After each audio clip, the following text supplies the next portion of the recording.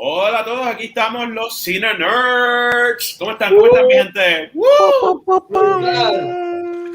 Pues estamos aquí en este episodio especial a los western. Estamos aquí, está el Cowboy Ticket, está el douchebag del ex.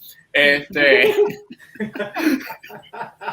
que como Lex puso lo de that guy is a douche, is adorable. Like, I love it. Ya este episodio, Claro. I already, como que I know who I'm gonna focus on, like, bringing down today. It's gonna be a good one. Woo. Bueno, Corillo, ¿cómo han estado? all good. Oh, good. Bien, Excited. bien feliz. Yeah. Not that great. Yeah. Not that great. ¿Por qué no? ¿Por qué no está? Not after the shit that you see. Not that great. Bueno, pues lo que hace este episodio sumamente especial el día de hoy, es que como ustedes conocerán, ese tipito que está a mi, I don't even know what direction is that live. El que está en el medio, el que dice Lex, ese tipo es el que nos tortura. That nigger. No, wow. Whoa, dude. Wow. Ah, okay. Anyway, pues ese personaje siempre es el que nos tortura en cada episodio con unos pics. No siempre nos tortura, pero el tipo se toma la tarea de darnos, ¿verdad?, unos episodios bien spicy. Y a nosotros se nos dio la oportunidad de, como equipo colectivo, buscar unas 2 películas que torturaran a Alex. El equipo pues se puso como que a hacer su research. Yo me puse a hacer tanto research que no recomendé películas porque honestamente I was like really trying, like o sea, ¿qué va a romper Alex? Y cuando dijeron Cowboys, I was a little skeptical, pero cuando dijeron musicals, I'm like, ese es el weakness general de muchas personas. So I guess Cowboys en musicales, como integrarlos, creo que funcionaba. Y pues le dimos a Alex 2 películas. Josué, dinos cuál es la primera. La primera es The Ballad of Buster Scruggs, the Ballad of Buster Scruggs. The Ballad of Buster Scruggs, thank you. I had it here. Lo tenía aquí escrito y el celular se me bloqueó ahí mismo. Como que, oh no. Why not? Y el otro es el clásico de Mel Brooks, Blazing Saddles. Pues vamos a hablar primero de Buster Scruggs. Me gusta ese título. Es como que. I honestly thought that he would say like literal sneak peek of what he thought about the movie. I'm like, okay. Okay, ¿qué les pareció? Vamos a empezar todos nosotros y dejamos a Alex para lo último. Yeah.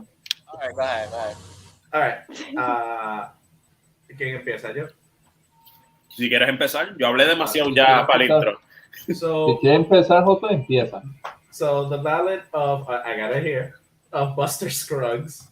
It's a compilation por los hermanos Coen, si no me equivoco. Alejandro, ¿es por los hermanos Coen? Yeah. Yes. It's a Yeah, by the Coen Brothers, yeah. Es una compilación en el viejo oeste. Eso quiere decir que son varias historias que no están necesariamente conectadas. Cada cual, el punchline de cada cual es que termina con alguien muriendo. Basically. Lleva tiempo de que veo like a good compilation movie, so that was interesting. Porque al empezar tú ves este primer segmento que es bien happy, it's a musical, tenemos un personaje bien interesante, then all of a sudden, spoilers, that character dies. The titular character of this movie, the guy the movie is named after, just dies. Yeah. His segment ends and we're following another segment. Que por sí, la contribución más grande a la cultura popular que este segmento tiene es que de ese segmento es donde viene el meme de First Time, cuando se están a punto a... First Time, yeah. Hay mucho humor negro en esta historia, which I fucking love. I love dark humor. So I enjoyed it. Up until al final que se va poniendo más dark. So I thought it was an entertaining time. It was very interesting. Pero una de esas películas que cuando se acabó, I'm like, what are they trying to say with this? Y busqué un par de análisis y ensayos online sobre eso. And even then, I'm still like, I don't know how. Well, I'm not sure how I feel about this, but I would see it again just to like get a better feel for what this movie's about. Very interesting. Pues yo soy Bad Bunny hoy, lo que terminó de comer. Ya, yo vi esta película más o menos como una semana, 2 semanas cuando salió, después que salió en Netflix. I was very hyped porque it was a Coen Brothers movie, you know, produced by Netflix. That's a gigantic deal. Especialmente cuando hemos visto otro de estos auteurs tener el break de poder hacer basically los sueños de ellos a través de Netflix, como Scorsese, como Kari Fukunaga, hay mucho. So I was very excited. I did not know it was an anthology because I didn't look up much. Yo solamente veía que era como que un wild cast of characters, pero yo asumía que todos tenían, ¿verdad? Como que su parte, whatever, y toda era parte of a whole. When I saw it, I loved it. I'm not a fan of anthology movies per se. I don't like them that much. Pero as far as anthology movies go, como dice Josué, I think it's definitely one of the better ones. Está bien construida, cada narrativa. Thematically se puede argumentar que maybe it's about mortality. It could be about your place in the Western world, like meaning like the Western genre itself. Yo creo que tú le puedes sacar bastantes temas a cada uno de las antologías. Y los personajes están bien logrados, you know, están bien interesantes. Obviamente, como José dice también, está cool que mataron al protagonista, ¿verdad? De la película en el primer segmento. And he goes off floating into the sky, if I'm not mistaken. Yes. That's super cool. Like it's a very cool visual, you know. I still have that melody stuck in my head. Yeah, it's really It's a good melody. song. Yeah, it's a really good song. It even got nominated for an Oscar. Yo creo que probablemente maybe it was. No me acuerdo realmente. Todas las pequeñas historias que cuenta, they kind of subvert certain tropes del western genre. Porque obviamente they have a complete understanding de cómo el western genre funciona. Tú has visto ya varias películas de westerns hechos por los Coens. Tú has visto Oh Brother Where Art Thou, tú has visto True Grit. So they know how that genre functions very well. Es como un Tarantino que sabe cómo coger ese género y entonces desmeruzarlo para hacer algo diferente. And I believe que they did that in their own right, con una antología. Está cool. Creo que there was one, I remember distinctly one of them that was like the weak one. No sé si era el penúltimo o el último, que sé que no me agradó mucho. There's a weak one in between. El que ellos están todos en una carroza. Sí, maybe fue ese. Yeah, that was a very it drags a little bit, and I get the purpose of it, but it dragged a little bit. Y entonces como que la forma que termina es tan abrupta también que es como que tengo que sacarle más jugo a esta que a otra. Yeah. Que maybe that was the point, ¿verdad? To end in that type of note, no sé. Pero beyond that, sorry, very long-winded. I love the colorful cast of characters que ellos crearon. La historia está bien contada. I love the subversion of the genre. Y pues son los Coens, en verdad hicieron una buenísima película. No es como que un masterpiece.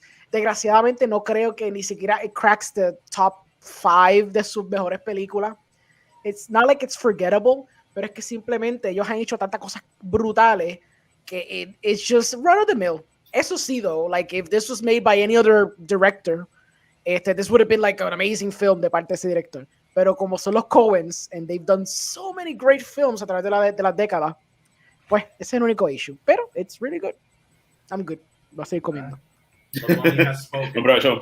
Bad Bunny has spoken. Yeah. Bad Bunny has spoken. Yo. Hija. Yeah.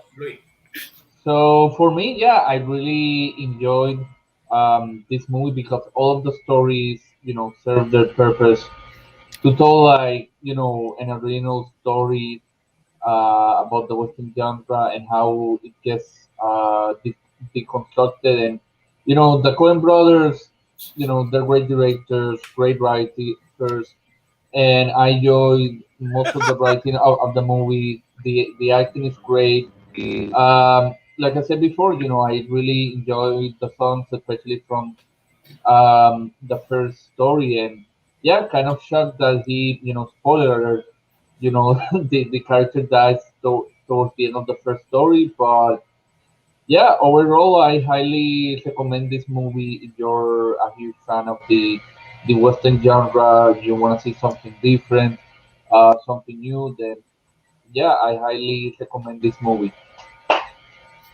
So, Isabel, what do you think?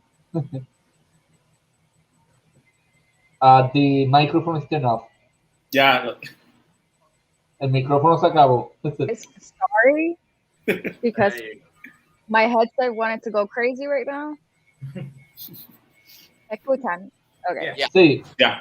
I thought the first short was hilarious because you never see. I would say this is like a joke of the bad guy, but very bubbly bad guy situation. Yeah. All smiling and stuff, and it was kind of creepy at the same time the way he smiles. But that was my top tier favorite. The least favorite that was super weak was the one with the "Will you marry me?" the situation. She dies at the end. Spoiler alert. That was very weak for me. The last one has a lot of theories though that I read when I was researching every like section of short. So I wanted to know what you guys interpreted from that last one. Like, do you believe like this is purgatory? Is this death? Because at first you're just listening to story until the two on the other side are explaining that there's consider them reapers. They are escorts of whatever you want to call them. It's interesting to say the least, and I believe that for me what they were going towards it was purgatory and the stairway to heaven in Sí, that situation. yo voy en ese viaje contigo, porque como están de camino a un sitio and they're just como si fueran lingering souls de camino to a location, they're just talking, discutiendo sus historias or whatever. It does feel que es purgatory in a more symbolic or metaphorical sense. So yo me compro esa. What other theories tuviste que era? So I looked this up if I can find it right now. Oh, another one that was weak was the one of the gold. El Prospector one. Yeah, I thought it was a little bit weak because it was very slow to me. Okay. And when I saw this guy just pondering, drinking, doing its thing, staring at the dead body on the floor, I'm here like that thing is gonna go up. Yep. Yeah. When it happened, it was predictable. Like he waited too much. That dramatic pause was a little bit too much. So for me, that those two, the marriage, death girl, and that one was weak. The one in the Oregon Trail, yeah. Oregon Trail, el perrito. Yeah. Okay. At least the dog didn't die, so I'm happy. Yeah, I'm happy. Yeah. I was rooting for scared. him. Yeah. Yo decía, todo el mundo se muere en esto. El protagonista es el perro, obviamente. He's gonna die. Y pues yo estaba preocupado. I was too. Until I heard that he missed. Then I'm here like, thank God for not knowing how to handle a recoil. Yeah. Aquí Entertainment dice, The Mortal Remains is, of course, very open to interpretation, and none is more right than any other. But there are two different theories that seem rather likely. The first is that the trio of travelers are recently deceased and navigating the passage between life and death. The clues include the skeletal tree in the landscape, the spectral coachman who never stops, the two reapers aboard. I was saying more, it was obvious it was, they're dying because of the bluish hue that they gave it all. That melancholic look to it. The heavily hitting monologue by Englishmen that the traveler have no baggage when they arrived at the hotel. The angel and the devilish goat emblems on the door, and the stairway to heaven at the end, which is what I mentioned. Each great song by of the three, yes, it was a nice song. It was very interesting. I really absolutely love the choices of songs because of the style of storytelling that they chose with it. but I was making a Stairway to Heaven joke. I'm just gonna continue to find everything else. Go ahead. But there's a bunch of theories. I believe it's the whole you just arrived in purgatory, now you choose between hell or heaven. Something like that. I buy that. Definitely buy that. Yeah. But The other imagery than that, in that one, though. what was the other one? There was first the gold one, the dog one. It was 4, right? There was the limbless artist. Oh, Yeah. a que ustedes no sepan quién es el actor que hizo The Limbless Guy. I have seen him. I don't know his name, pero yo lo he He visto en does otras look películas. familiar, Harry yeah. Potter. Oh, that's Neville. No. Mm. No, You mean like Daniel Dudley. Radcliffe? Yeah, no, el primo. Dudley. El primo. Oh, yeah, yeah. Yeah, his cousin. Okay. I did not recognize him whatsoever, Ya, even porque without the tenemos- makeup. Es que lo vimos de otra manera y como que lo tenemos en la mente así y ya, I understand. Como que lo Now vemos that you como... mention it, yeah. That was that was very sad, to be honest, even though I did like the little kind of tiraera que le dieron en el próximo short. Que dijeron, how long does a bird count? Algo así. Mm-hmm. Una tiraera. Yeah, the prospector goes and is about to steal eggs from an owl's nest. Yeah. And he sees the owl see him. So he puts the eggs back, but then he takes one and he goes, since when do birds count anyway? Mm-hmm. Like she won't miss one egg. Which is funny, yeah, because in the previous segment there was a chicken that knew how to do math. Yeah, the limbless man was replaced by a chicken, which sad and very much creepy. But who wants to hear about Ozymandias when you have a chicken? Who wants to hear Shakespeare when you have a chicken? Who wants to hear Abe Lincoln and Kennedy? Exactly. I don't care about that. There's a chicken. Yeah, that's a series that could be seen as a commentary on how the masses go for like the jingling keys or whatever equivalent. Full. Yeah. Pero en las palabras del ilustre Ed, but I love chicken, Sadie. O sea, él lo dijo. They much rather go the safer route, the easy route, than working hard and actually something that they believe in. Also, do you guys believe that there are father and son because they both have different accents? I thought at first they were father and son. No, eso no se me ocurrió. Fíjate. Pero the whole relationship between them was awkward in of itself. It was awkward, but that if they're father and son, that makes it more tragic in my opinion.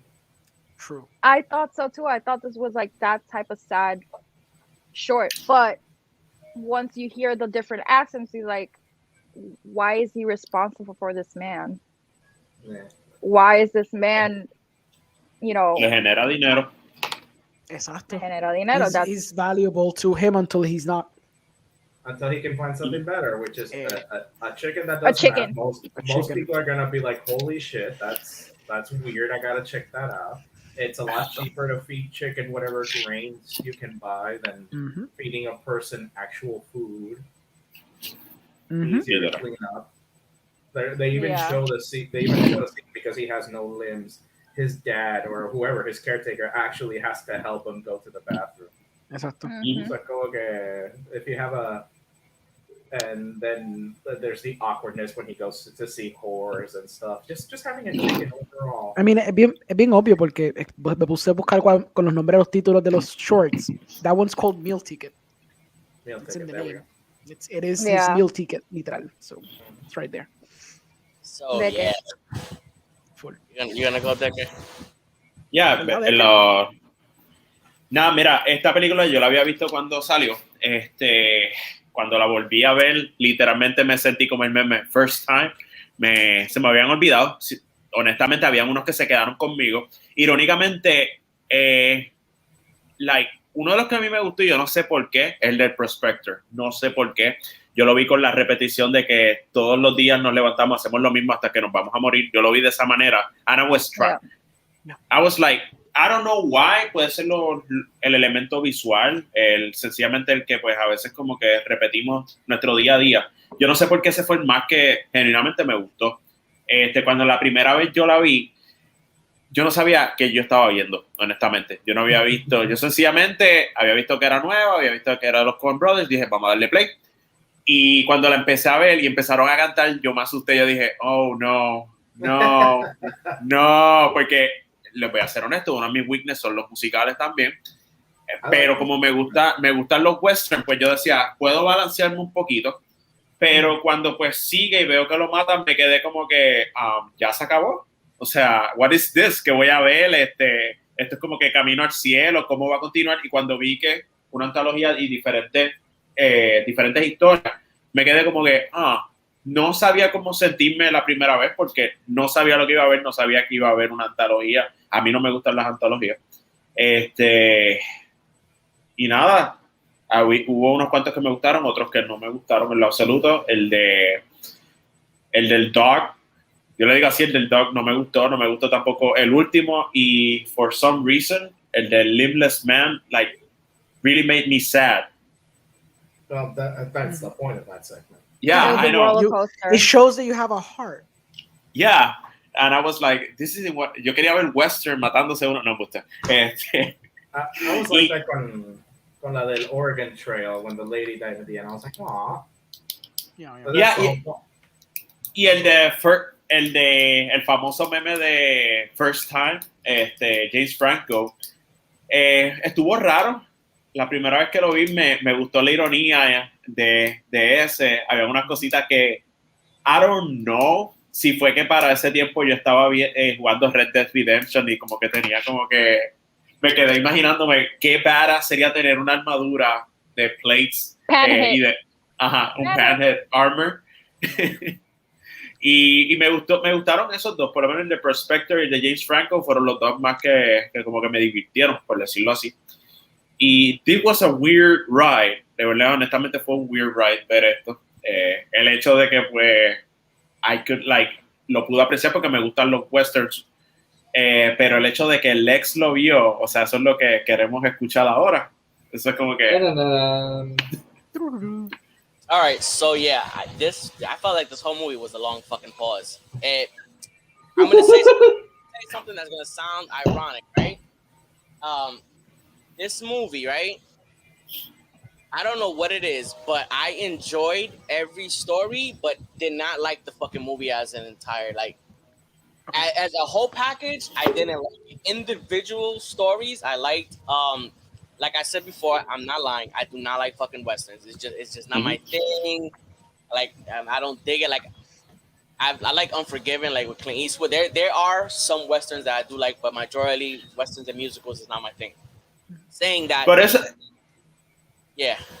Es que yo he visto western contigo y me estaba raro porque yo decía, I have seen western, yo vi Lawless contigo y Lawless es un western, la de los tres hermanos. I don't consider that a western though. I like Lawless a lot, but I don't consider that a western. That's what Tom Hardy, Shia LaBeouf, another guy, yeah. Shia LaBeouf. Son tres hermanos, pero sin embargo nos acordamos de dos de ellos. Like, I forgot the other guy. He's from the second Pirates, not Pirates, fucking Planet of the Apes. But yeah, back to the fucking movie. I went into the movie not knowing what the fuck to expect. The fucking movie, the only thing that I know about the movie was the fucking James Franco meme. And then the little description on Netflix. So I'm going and expecting one more. I thought it was going to be like really dark comic. I'm a fan of the Coen brothers. I thought it was going to be something like Burn After Reading. I was like, okay, we're going to get like something that's going to be funny and dark. And this shit was fucking depressing. Like, the first story, I was like, yo, this shit is funny. He got shot at the end, little musical. I could stand it. I was like, I enjoyed that. But after story after story after story, I was like, I'm getting the feeling that like this is just like mundane life in the fucking West. It's very slow, and it's to match how slow it is in those times at the But Jesus Christ, it was like, yo, it was like the most depressing shit that I've ever seen. Like everybody's fucking dying in here. I like the Prospector. I enjoyed that one. He was like the only motherfucker that stood alive. The one with Liam Neeson, I got vibes that it was his son. I was thinking about it because I was like, shit, that's a lot to be carrying a motherfucker that got no limbs. You know what I'm saying? You gotta wipe his dick, you gotta clean his ass every day. He's literally there feeding, like how much money could he be making off this fucking guy that he's over there limpiando mierda from this nigga's ass in the freezer cold? Bueno, no es por nada, pero de 0 a, qué sé yo, 5 chavos, ¿me entiendes? Es un mundo. I mean, he got enough to get some hoes, I guess. That shit was mad fucking awkward. He was like, don't look at me. Close your eyes. If you hear it, just like, yo. I would put him in the hallway because he can still hear. If I'm the limbless fucking nigga, I'm just jumping off the staircase. As soon as this nigga I'm like, give a fuck. Out of here, yo. I got an offer. I was like, I know he got happy. He was like, oh, is he gonna go too? And Liam Neeson like, nah, he's alright. He must have been like, fuck. It was ever done anything once? Once I'm like, yo, I'm limbless, nigga. I don't get these opportunities. Let's do this. But yeah, it was fucking weird. I felt bad when the girl shot herself in the head too. That one for me went a little longer than it needed. But again, for me, it was just it felt like it was purposefully slow because it was telling what mundane life is in the West. Like it's just slow. It's a slow-paced life and a shitty life. Trying to do that, and Jesus Christ, they can't see your hand, baby. You gotta go this way. Say hello.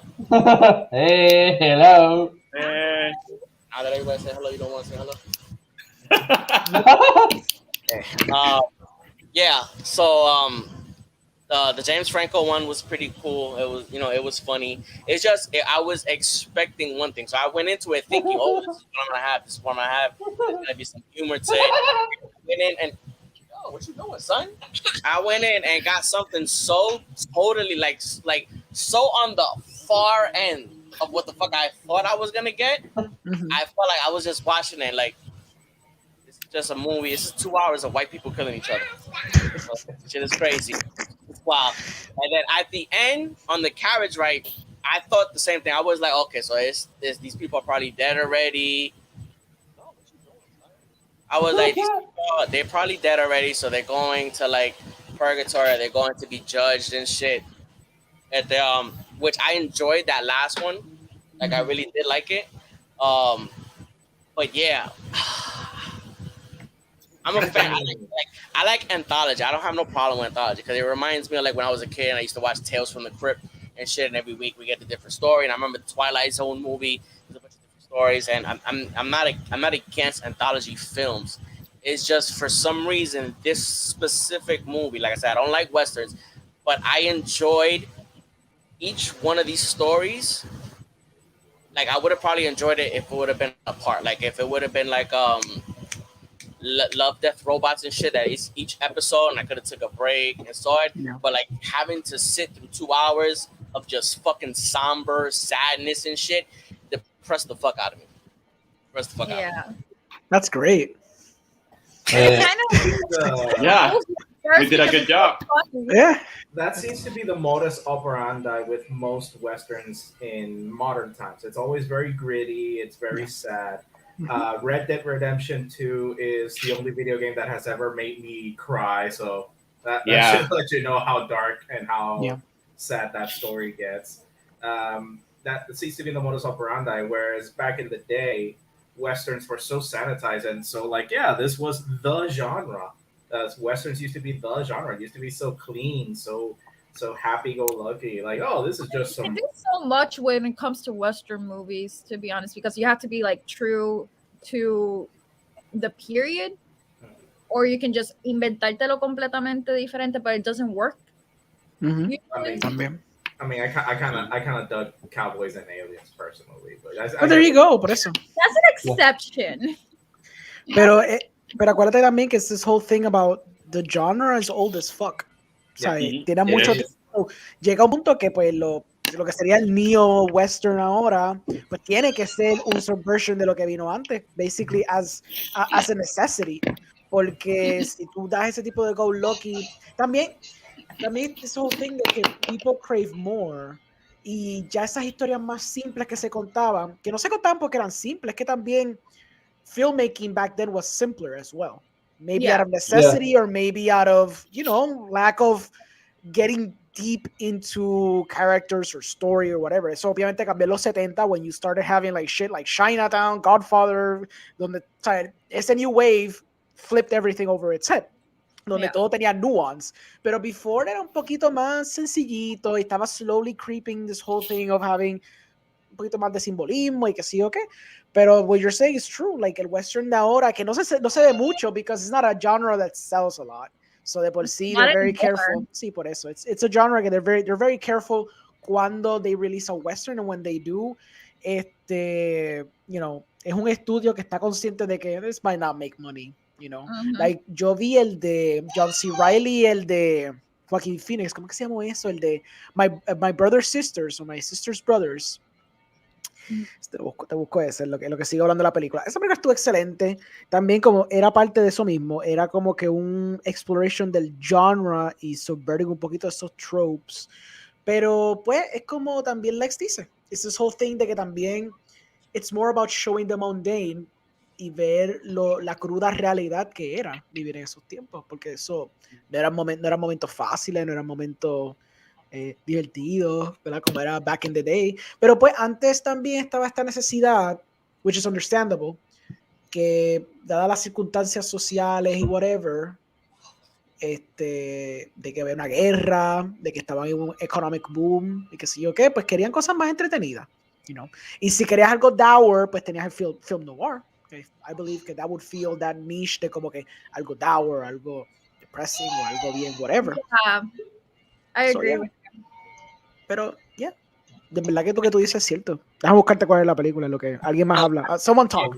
A lot of these stories could have been probably retold, not even in the Western times and shit. I could have seen plenty of these stories in modern times, or even in different countries and shit. Agree. They transcend. Yeah, there's a lot of these stories. A lot of them, like you had said it, they're just, for me, a lot of them were just about mortality, and it was just about how some decisions take people certain ways. The fucking meal ticket one, like it interested me so much to think, what are the connections between them? What did Liam Neeson, like, what happened to Liam Neeson that it took him down the road where the only way he can make money is traveling from place to place with the fucking no limb guy giving monologues and shit? Like, what did he do? How did the fucking guy lose his arms and his legs? How did he last this fucking long? I would like a backstory about that. There were so many. That's why I enjoyed each story, because there were so many things, so many questions I had each of these stories.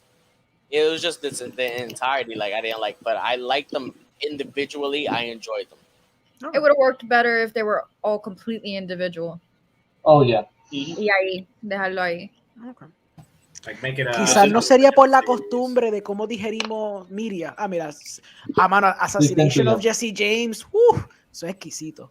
310 to Yuma también es bien bueno, pero definitivamente Assassination of Jesse James by the cowardly era John Ford, era. Was it John Ford, John Ford, something like that. John Ford. I enjoyed that movie. Bien bueno. That one was so good. Yeah. I like how, because I'm always about like perception. I love like when you have a character and some people see them as a hero and some people see them as a villain. Like everybody wanted fucking Jesse James to fucking get shot, and then all of a sudden he finally gets shot, and then the guy that thinks he's gonna be the fucking hero, it gets treated like shit. Yeah, it's just very interesting, porque tú no esperas eso para nada. Yeah.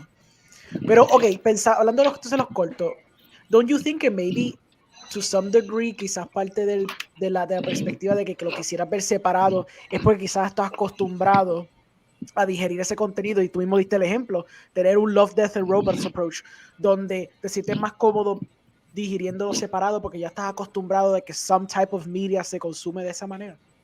I mean, that could be true, because like I said, I'm used to watching this shit since I was a child. Like, you know, they fucking Tales of the Crypt was a show I used to watch as a kid, and each episode was a completely different story. It was very episodic. Movie wise, off like the top of the dome, I can't remember watching a movie. I mean, I've had to, but I can't remember right now watching a movie that was like that. It was a bunch of small stories that were not interconnected by any. It wasn't like, you know, fucking Pulp Fiction. You know what I'm saying? That we have a bunch of these little stories and this ensemble cast, but somehow, some way, they get connected. I don't remember off the top of my head watching a movie like fucking the Ballad of Buster Scruggs. Mm-hmm. I do remember at least one, and it's not that they're interconnected, but one of the shorts did come out as a longer movie. Ooh. Which is cool, and that's the whole VHS trilogy. Oh yeah, the VHS ones. Yeah, but yeah, it's horror, but I feel like it works better. Oh shit! Yeah, me acordé cuál es VHS. Damn. That's a good one. Siren. Yeah. The Siren actually came out as a longer movie, and it's actually pretty good. I mean, very theatrical, but very good. Very well done. That shit reminds me of this fucking horrible fucking ass movie that was like that. I remember going in thinking that I was renting VHS and I was renting I think it was called the ABCs of Death. Oh no, también esa es la otra. Yeah. What is that one? No, why? ABCs of Death, bro. I would rather. I wouldn't even consider that horror because there was shorts that did not have to do with horror. They do. They're someone dies. I think. I don't, because bodily horror is not like my favorite type of horror. Got you. Una elitista de horror, got it. I understand now. Sí, tú tienes el pinky up y dices, eso es cafre, eso no es horror de verdad. Mierda. No. Bodily horror, I mean, you can discuss anybody just by, if I remember correctly, how he used to do it, poking your eye and moving it. Yeah. Bodily horror, it's easy to do. To scare and to suspense, it's really hard. That's fair. I agree. I agree. All I remember about that fucking movie was like somebody getting sucked into somebody's ass and getting thrown out of or some shit. That's exactly the one I was thinking about. The fucking fart one stood with me for fucking so long after I like years, and I'm still thinking about who greenlit the idea. Yo, let's do one about a fail. And they did 2 movies, by the way. Yeah, ABC's of Death, though. Yeah. And what? I barely remember the second one. I remember the first one. ¿Ustedes recuerdan el meme de que sale siempre una persona diciendo, quiero, o sea, tú dices, quiero McDonald's, y dices, ¿tienes McDonald's en casa? ¿Han visto ese meme, verdad? Pues a mí me pasó eso con ABC of Death, legitly. Como que I was so hyped que me habían dicho te conseguí ABC of Death, y cuando pues llegué al sitio era ABC of Death 2, y yo, this is not the one that I want. Even less good, porque de por sí el primero era iffy.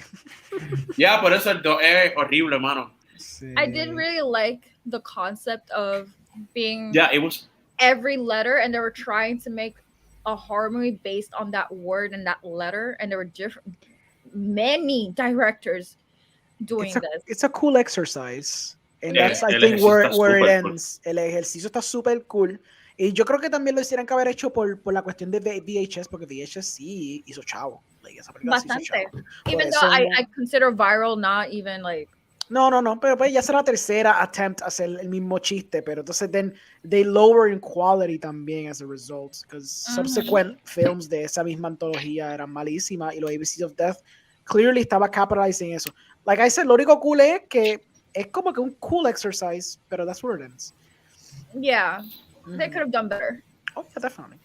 I feel que también, en cuestión de antologías, ahora que yo me pongo a pensar, todos esos ejemplos que se han mencionado, y yo me puse a buscar ahora mismo un par de ejemplos diferentes, la mayoría van en 2 bandos. Either they are done by multiple directors, o si es un anthology film, realmente no lo es, porque es que, como creo que de que dijo, they are connected at the end, or there is some type of connection. Por ejemplo, tú ves Babel, pero Babel no, porque Babel toda la historia they sort of connect a little bit. Si no me equivoco, algunos personajes they crossover.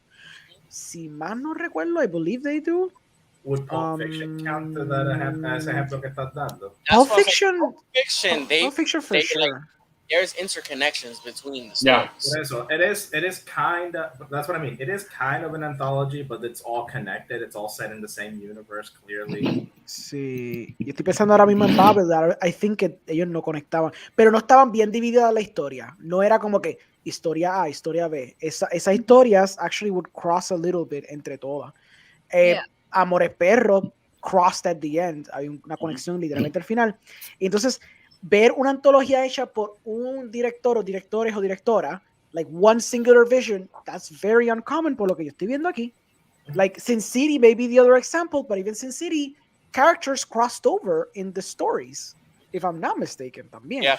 So, no veo ningún ejemplo aquí a primera instancia donde son historias bien marcadas, como sea literalmente short films, taca, taca, taca. They're not connected by anything, excepto el genre, y ya. So, yeah, it is, exacto, it's just by theme. That's literally the only thing que lo ata. Theme y genre. The only one that actually made it work a little bit, it's not even a movie or anthology, it's a series. It's American Horror Story. Yeah. True. But they did it little by little. They didn't really do it de cantazo, because after Freak Show es cuando ellos empezaron a como que entrar en conexión con la otra episodio. It's a whole multiverse situation. Malde Amore is another one that has it has have connections. Yeah, they connect thematically, obviamente. Yes. Yo no me acuerdo if the stories crossed over because I saw that movie in cinemas and I don't think I've ever seen it again.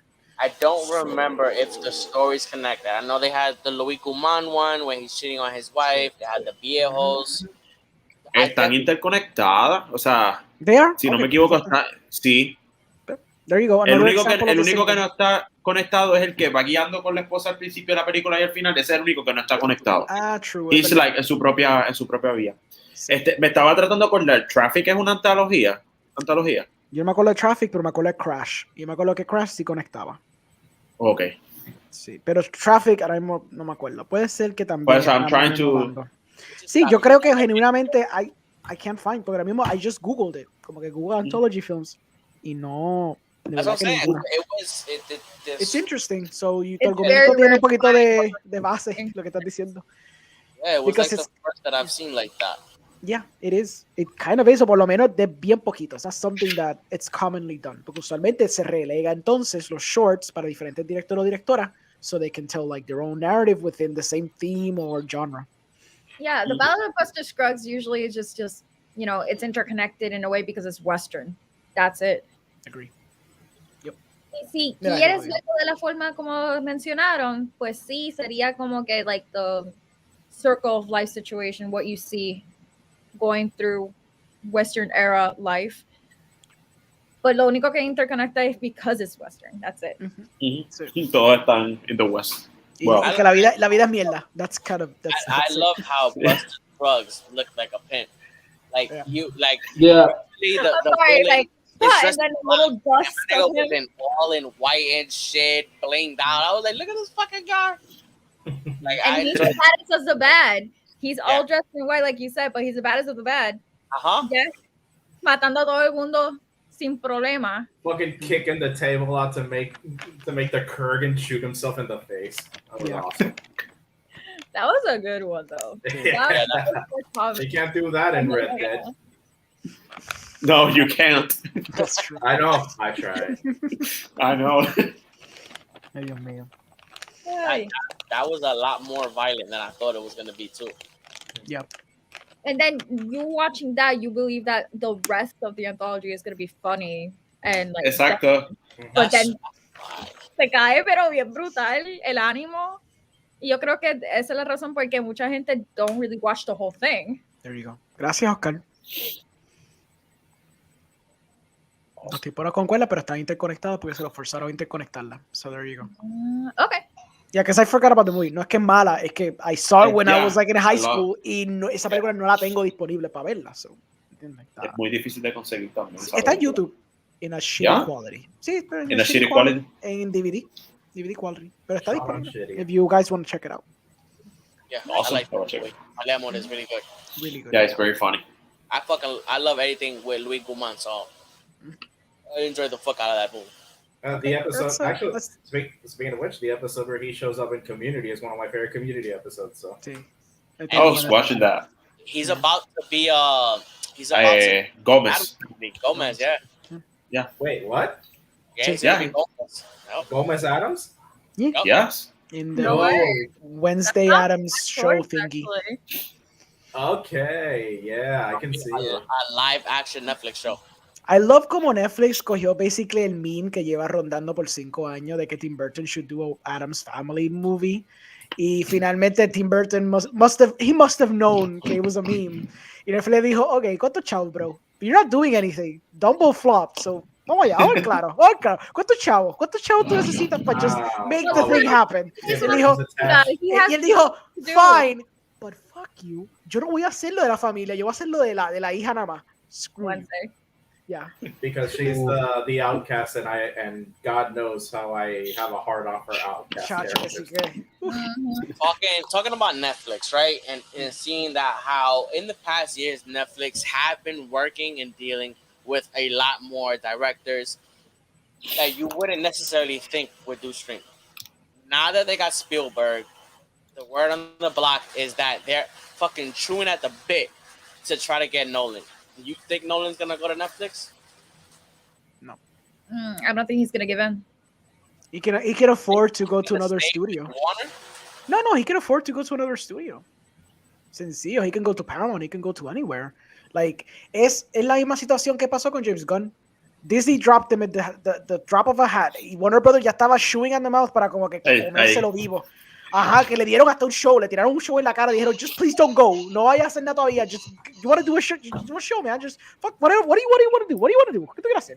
So, le tiran las de todo dinero, please do it. So si Nolan cumple con lo que está diciendo de que, estoy harto con Warner Brothers, and he makes it like public, or maybe privately, or whatever, estoy seguro que otro estudio, potentially Paramount, porque ellos han tenido los dealings de como que distribution ha sido en parte Warner Brothers y Paramount. Me recuerdo porque creo que Interstellar los dos logos estaban. So I do believe. Okay, so there you go. Y él quiere hacer James Bond también, so that could be a thing. That could be an incentive, como que, mark my words. Puede ser. Muchos han caído. I think he's gonna go to Netflix because of the way Netflix treats its talent and its directors. Like, here, take the money, do what the fuck you want to do. Pero el trato tendría que ser que they allow him, y obviamente lo van a dejar hacerlo a su manera y que le den un theatrical release like proper. Tendría que ser like lo que nunca hace Netflix, que da un release proper por meses, por un mes o 2 meses, y después lo tienen en Netflix. I think that's the only way que he would be like incentivized to do it, porque he truly believes in the theatrical experience and he's not going to butcher it. Mira cómo el cabrón antoja. Out of Disney Plus. But he didn't like that. He doesn't like that approach. Spielberg said the same thing. Thank God. Yeah, por eso el caso de Spielberg es lo que como que te deja pensando. For years, and some way, somehow, Netflix said something to him, whether it's with money or otherwise. They said something. They whispered in his ear, and he's like, "Oh fuck it, I'm going to Netflix now." Le dijeron, ¿quieres terminar como Space Jam? Yeah. Yo lo que pienso es que yo sé que él fue vocal, pero no me recuerdo si era tan vocal como lo que era Nolan o un Tarantino. That's the only thing I don't remember. I know he was vocal. Y yo sé que cuando le preguntaban, que no era muy frecuente, he would like be in line con lo del theatrical experience. Granted, a todo esto no sabemos cómo el deal está en place. It could still be a thing donde le den el theatrical release primero y después la película venga un mes o más, 2 meses después. Que Netflix can afford to do it because they don't. I don't know. They're not going to do something like that just to accommodate him. Sí. They've done it. Le tiraron 200 millones a Scorsese. Cuando ningún otro estudio le iba a dar el chance. ¿Entiendes? Ya eso demuestra que they're willing. Porque they want to be the premier streaming service and they want to grab literally everybody. They want to have them all. Ya han tenido Bong Joon-ho, le tiraron. ¿Tú quieres hacer tu peliculita del cerdito? Toma, todos los chavos para hacer la película del cerdo. Coen Brothers, ¿qué quieren hacer? Una antología? Sure, whatever. As long as I have your name in my streaming service, win. That's what I want. Toma todos los chavos. They just want all these, premier directors and actors, porque cogieron a La Roca. They have a movie with The Rock, que promete hacer una mierda, pero they have a movie with The Rock. Oh, yeah. The Rock can sell anything. Pero, you know what, Oscar, maybe right. Quizá, pero tiene que ser bajo los parámetros que quiera Nolan.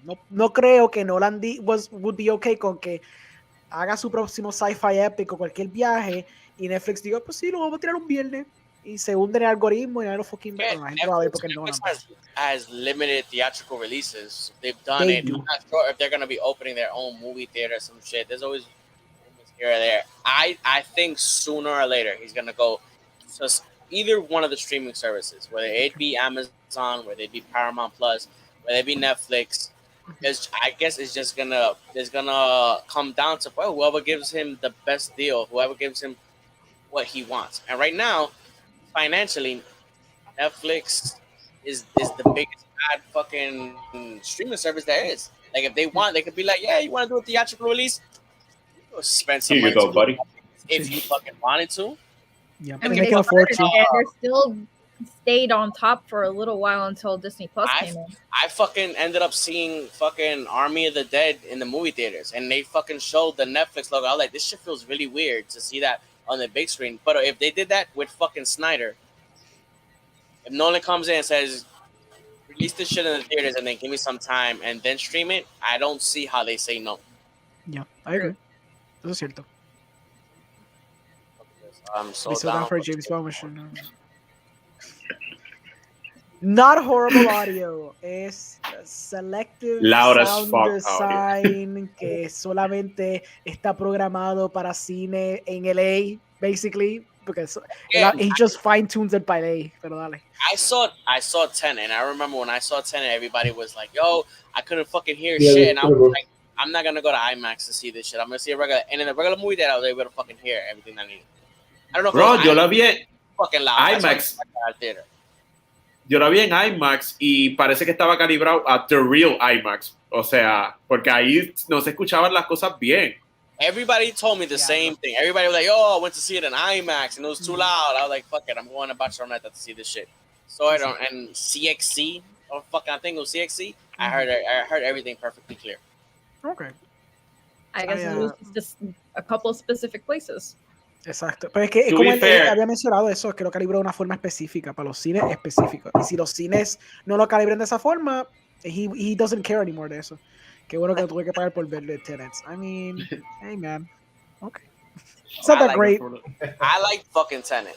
You like it? At the same time, I didn't feel like I was confused. I felt like there was so much confusion. I feel like I got the gist of what the fuck happened. I didn't feel like, oh my God, I came out the movie theater. I have to see this 3 more times just to understand it. I felt like I was pretty able to understand what the fuck happened, and I enjoyed it. Was it my favorite Nolan movie? No, it's not my favorite Nolan movie, but I enjoyed it. Which think is it was a lot better. My favorite Nolan movie for me is Inception. That's my favorite. It's not Dark Knight Rises. I mean, how? With Bane, Bane alone sells that movie to me. Yeah, just not for the reasons I think he wanted. I still think that his Batman trilogy is one of the top superhero trilogies in all comic book history. Because I think I really like Batman Begins. I really love The Dark Knight, and I enjoyed The Dark Knight Rises. If you put that against a superhero trilogy, like I liked Iron Man. Iron Man 2 was Iron Man 3 was funny. Like if you put them one by one, a whole trilogy, for me, I think I like the Dark Knight trilogy the best. Yeah. Too. Yeah, probably like in the individual film, I think Logan is better, but the first Wolverine was kind of trash. Second one was good. So if I had to compare all 3 films, I'm gonna go with that one. Lex, not even Nolan knew what he was doing. He even says just to feel it. Feel what? Te confundí. You just feel it. Feel it. Remember in the movie, he was like, when they was asking him about talking about the time travel or whatever, I forgot the word that's for. He was like, "Don't ask about it, just feel it." But he should have done that in the whole movie instead of explaining it, because he says that, but he does that like halfway through the stupid movie. Cuando al principio me gastaste media hora, 45 minutos de mi freaking tiempo explicándome tu freaking lore and shit para nada, porque era súper irrelevante. The movie's a palindrome. It's not that difficult. No entiendo por qué Nolan gastó tanto tiempo explicándome un palindrome. I get it. It's in the name. I'm not stupid. I know what a palindrome is. Wow, se vira todo al revés. He needs a stupid mask so he doesn't inhale and explode his lungs. Cuando él pisa la porquería esa, la agüita sube. Me acuerdo escenas para atrás que yo vi un espejo joto. I wonder when that's gonna come into... Not an idiot, Nolan. No entiendo. Le hiciste Inception tan bien que cuando llega a Tenet, I'm like, no entiendo por qué hizo eso. It's so weird. I like that. Yeah.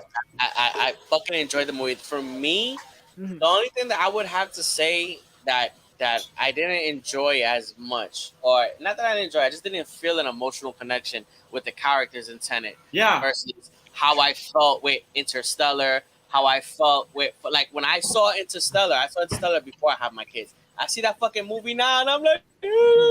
Yeah. Like, yo, the connection between the father and the daughter, that shit resonates with me now. Same. Inception resonated with me. It was a father trying to go back to his kids. A lot of his movies, thematically, they resonate. In Tenet, I was a fan of the characters, but I just didn't care as much for them. Like, they died out of like, bro, cuando yo salí de Tenet, yo le pregunté con la persona que yo estaba, yo le dije como que, oh shit, no le presté atención, ¿cómo era que se llama el protagonista? Protagonist. Y yo, for real, ¿cómo se llamaba? Protagonist. Y me quedé loading, como que honestamente el protagonista se llama Protagonist. No tiene nombre. That's almost as bad as M. Night Shyamalan calling The Lady in the Water story. Yeah. Cuando me preguntaron, ¿te gustó Tenet? Yo, not yet. Y la persona se quedó como que wondering qué es. Y yo como que, didn't you get it? O sea, como que not yet. O sea, la película temática not yet, bro. O sea, todo está backwards, like.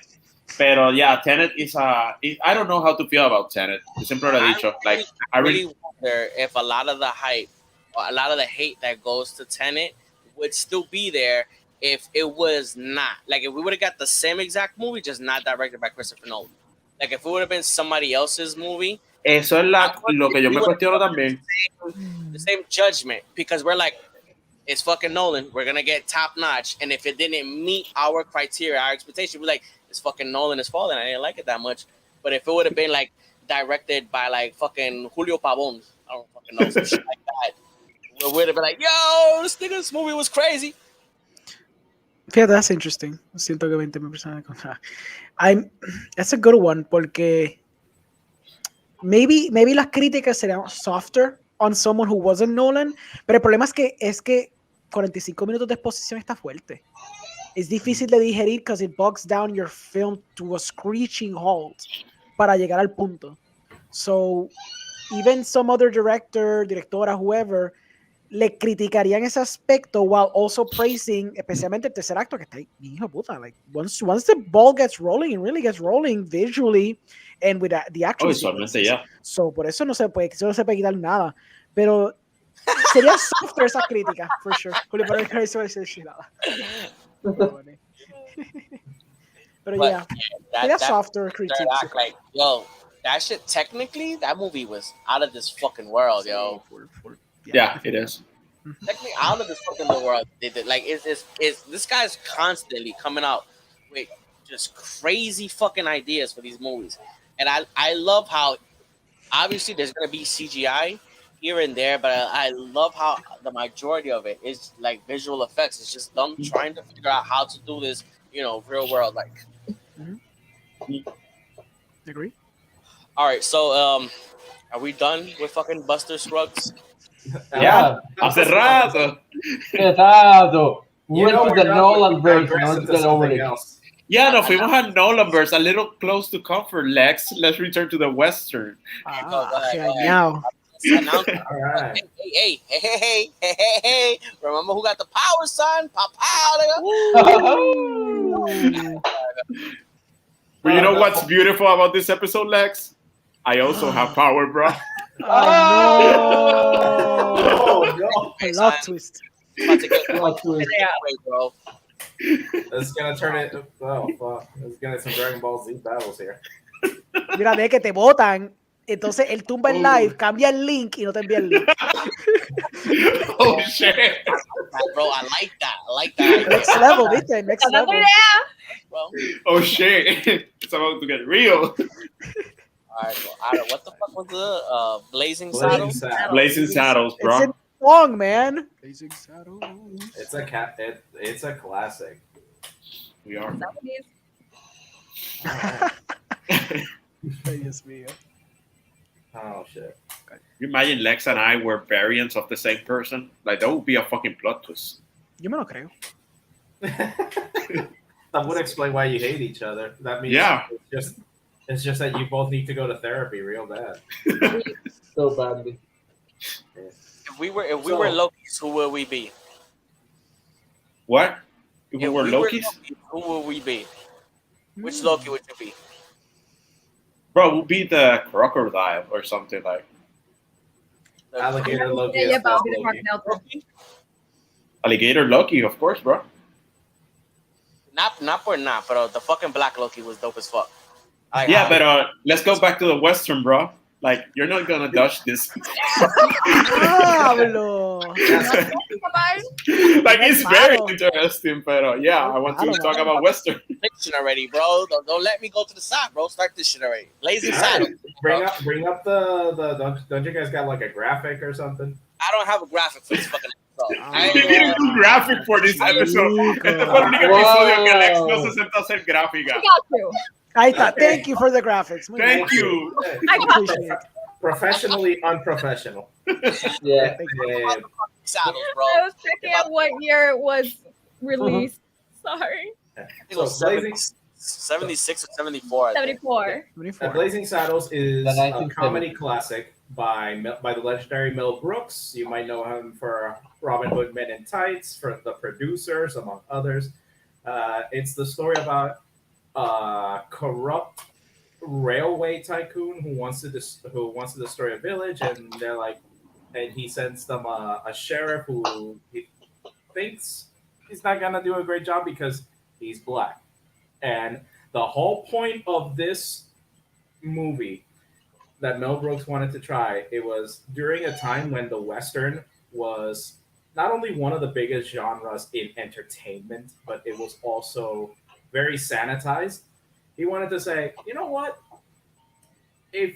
Let's take the Western down a notch. First of all, the West was very racist, and hence why the movie has a very liberal use of the N-word.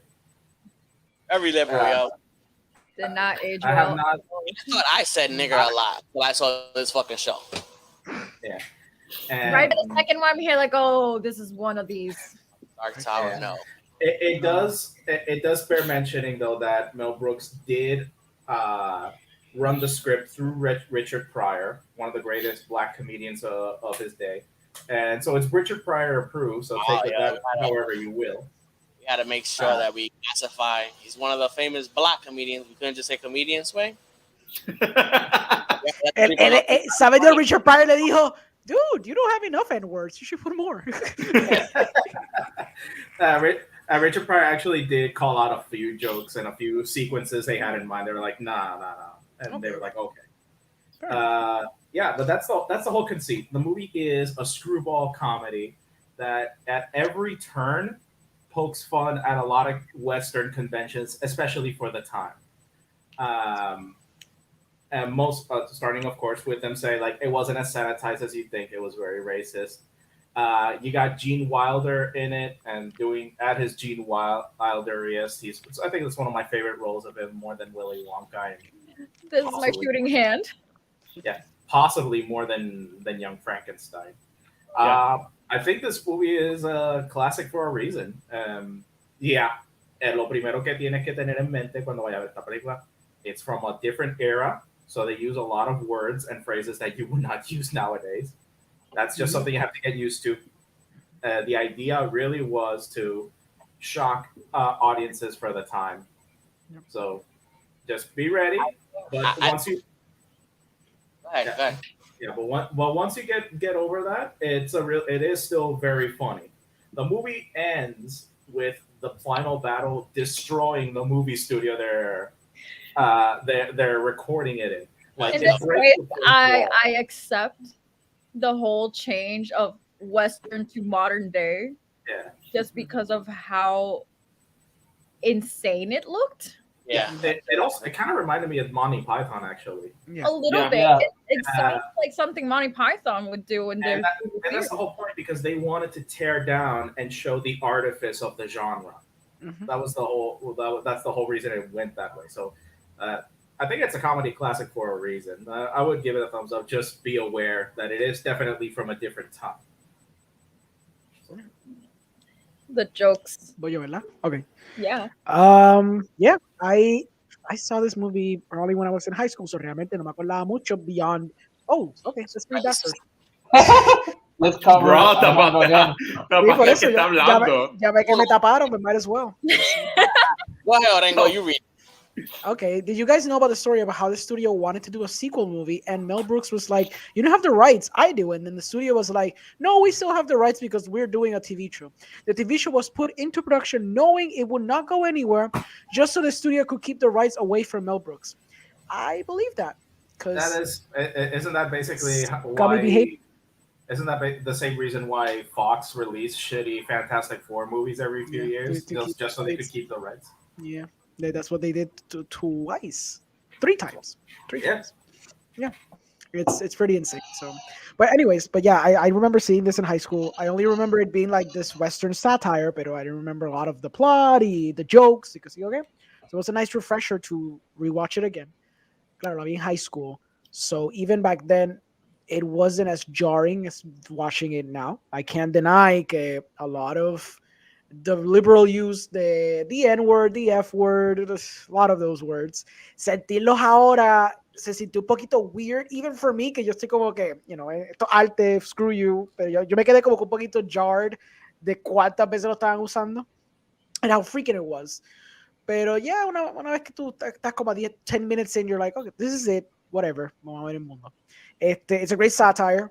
Como Josué dice, it pokes fun at the genres que estaban establecidos en el momento de lo que era un western film. Estaba deconstruyendo lo que la gente por ya 30 años habían visto out of John Wayne y todos estos TV shows de westerns y todas estas cuestiones, Bonanza, toda esa pendeja. Y cómo está desmenuzando todo ese género. It also is a heavy critique on racism. It's also a heavy critique on, homofobia, porque también tocan homofobia. Tocan todos esos temas. Basically, just being a shitty human being to another person. Those are basically kind of like the highlights que él quería tocar y desglosar. Está bien contada la historia. El protagonista, obviamente, el sheriff, está súper bien logrado. He's very funny. He's very charismatic. I love that he's aware of his situation and he makes the best usage out of it. So, por ejemplo, una parte que es super hilarious es cuando él llega al town y entonces él se monta al podio y todo el mundo está con la pistola ready to shoot him, and then he takes out a gun himself and says, oh no, you're gonna shoot me down, shoot this guy, let me work something out, and everybody's just yeah, because he's obviously he's created to be smarter, to outwit every white person because he knows todas las cosas que le van a caer encima. Eso está interesante eso. There's an actual connection to that. A lot of stories that slaves used to tell about each other often had characters like the sheriff in this movie that he would always outwit his cruel masters. That's great, and I love it porque eso mismo es algo que pues no se veía muy frecuente, especialmente during those times. Not because there wasn't any black actors, es que simplemente jugando con ese género de esa forma no se contaba de esa forma. Y pues como es for the sake of the joke, I guess que pasó tiempo se digería un poquito mejor, even though it's very raunchy la película, como quiera. El personaje de Gene Wilder está súper bien logrado también, está súper cool. There's two things that I found kind of interesting que cuando entremos quizás al debate del video essay, que yo quiero que lo mencione, because it's a very interesting video essay regardless. Como que they don't age well tampoco, y no es tampoco el usage of the N-word, es the whole thing que there's brown face involved. I get the joke, and I don't mind the brown face, porque porque yo sé que era para hacer el chiste de the Jewish Indian. I get it. Y lo otro era, there's still a white savior trope pasando, even when the narrative es con el black sheriff, que entonces es el Gene Wilder character. Lo cual maybe fue diseñado para digerir un poquito más el plot, para que los white people don't freak the fuck out when they see the movie. Maybe ese fue su propósito. Maybe quería dar un tipo de protagonismo también a Gene Wilder, because he's a great actor, whatever. Maybe él quería... Might also be a subversion of the magical N-word trope. También, exacto. It could be the flip side of that. Puede haber sido también jugar con always like the character que es un legend, como que un John Wayne character, o lo que eventualmente sería un Clint Eastwood character, como que este personaje poderoso que lo puede hacer todo. Entonces él quiso jugar con ese trope también. So maybe I'm reading too much into being a white savior trope, y más bien que simplemente es como que una crítica a ese personaje que siempre es como que, you know, the fastest gun in the West, but he's like washed up porque pasó una mierda. ¿Qué sé yo? Está interesante. I love that there's real moments even within the film. Por ejemplo, cuando el sheriff está caminando por el town, todo el mundo lo trata como mierda, y entonces la próxima escena está Gene Wilder como que al lado de él, y entonces el tipo has a real moment where he's like breaking down, y él le dice, loco, like, ¿qué te esperaba? You know qué tipo de vida es esta, you've been through this, so no sé qué te esperaba. ¿Cómo? I saw the joke somewhere in here, wait. Sí. No, y el punchline está cabrón. Basically. Como there are people of the land, the common clay of the new West, you know, morons. Eso estuvo cabrón. I love that the delivery, because you can tell that the actor actually broke down laughing for real. Sí, sí, definitivamente por eso. It's such a good delivery. He actually laughed genuinely. And you know that it was hard for him not to. Sí, es que Gene Wilder's fucking hilarious. And even the situations they were in is freaking hilarious, honestamente. Poker face is just pristine. Sí, definitivamente. Pero pues, all in all, great film. I love the third act, como todo se desmorona, and there's this meta breakdown de lo que está pasando, donde basically, como tú dices, el facade of the genre itself breaks down, y vemos basically el spectacle de lo que es Hollywood onto itself. Está súper cool. You know, it's a little weak, la resolución con el villano, pero whatever, for the sake of the joke, I get it. I don't mind that at all. I do want to ask, pero I guess we'll wait for everyone to say, pero what did it mean cuando they drove up into the car? Because I'm curious que ustedes piensan qué significa eso. Pero vamos a ver primero las opiniones de todo el mundo, entonces después, sí, para tirar la opinión de todo el mundo. But overall, veanla, it's a classic. Es una de estas películas que satirizes very well el trope que está satirizing. We don't get good the satirizing film se llama Satire. Gracias, satire films. We don't get a lot of good satire films anymore. So it's one of the good ones. So yeah. Luis, ¿qué pensaste? Yeah, I thought this movie was hilarious, making fun of the Western genre. You know, I do feel a lot of empathy towards, you know, the black sheriff of what he's going through, all the elements of racism that he goes through, you know, the people not crossing simply because of the color of skin. And I don't know, I think for me, this movie had I think Quentin Tarantino used this film a lot as an inspiration for Django Unchained, because I kind of noticed the parallels between both movies. You know, both movies have a black protagonist satirizing the Western genre and all the anachronisms on both movies. The ending was really bizarre. I'm like, I didn't get what was going on, but overall, you know, most of the movie, it was funny, it was hilarious. Yeah, some of the jokes nowadays wouldn't work, you know, because of the overuse of the F word. Um, but overall, yeah, you know, if you're a guy if you're an individual that enjoys comedy movies and you know, likes to have a good time and doesn't get offended too easily, I highly recommend it. No. Se fue de qué, de verdad. Habla de mí. Parece que se le tumbó algo. Okay, we're back. I think his camera got disconnected. Okay. Assistant to the sheriff. What an asshole. I didn't even see when he did that. And Isabel, while our esteemed sheriff comes back, what would be your opinion? Exacto. I see why my father liked it so much. Yes, some of the jokes I did cringe a little bit because it just doesn't work so well now in the modern day. But I get it. I'm not a big fan of it. I love satiric movies. I see where I get my love for satiric movies, but this one it specifically was a little bit hard for me to watch. I did like the very unnecessary background information that we got, like the whole cattle going through the church situation. And the very unnecessary add-ons of other things that are not Western. But overall, it was a good movie. It was enjoyable. To say the least. Dilo, sé sincera. Dile que no te gustó, di que no te gustó. Dilo. I feel like you want to say you didn't like it. It was a little bit hard to watch. Dilo. Di que una porquería. Dilo. It's okay. Dilo. I'm being peer pressured. No. Yeah, where's my gun? Where's my cattle? Anyways, I honestly, I'm teetering in between. It was a fine satiric movie, and then it was too much. Okay. To even mention.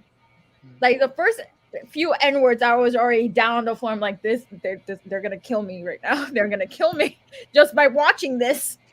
I'm wondering. I wonder if it was received the same way back then as it was now. I remember in the 90s, you could say nigger, you could say fag, you could say Jew, you could see like all these fucking words, and like no tenían tanta concepción. There wasn't that culture that like, yo, you gotta watch what the fuck you say. That's because society molded it to a different way. They wanted to mold it. When we were evolutionizing the whole, being a woke,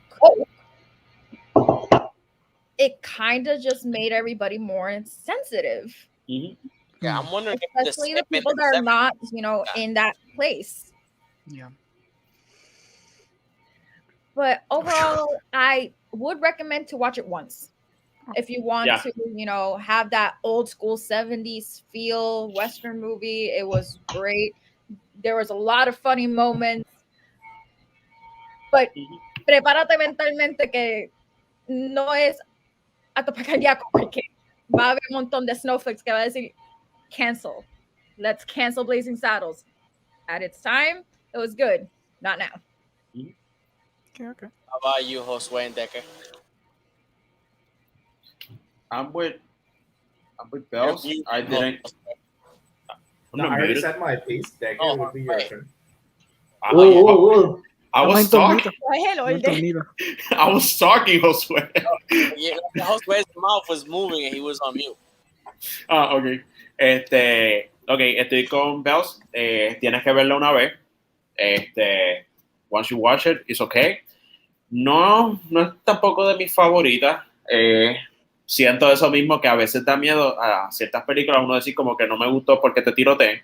En Mel Brooks, entiendo que pues la comedia de él es genial, pero this is like I don't know, pero for me, this is the one that I'm like, I don't know. I don't like it that much.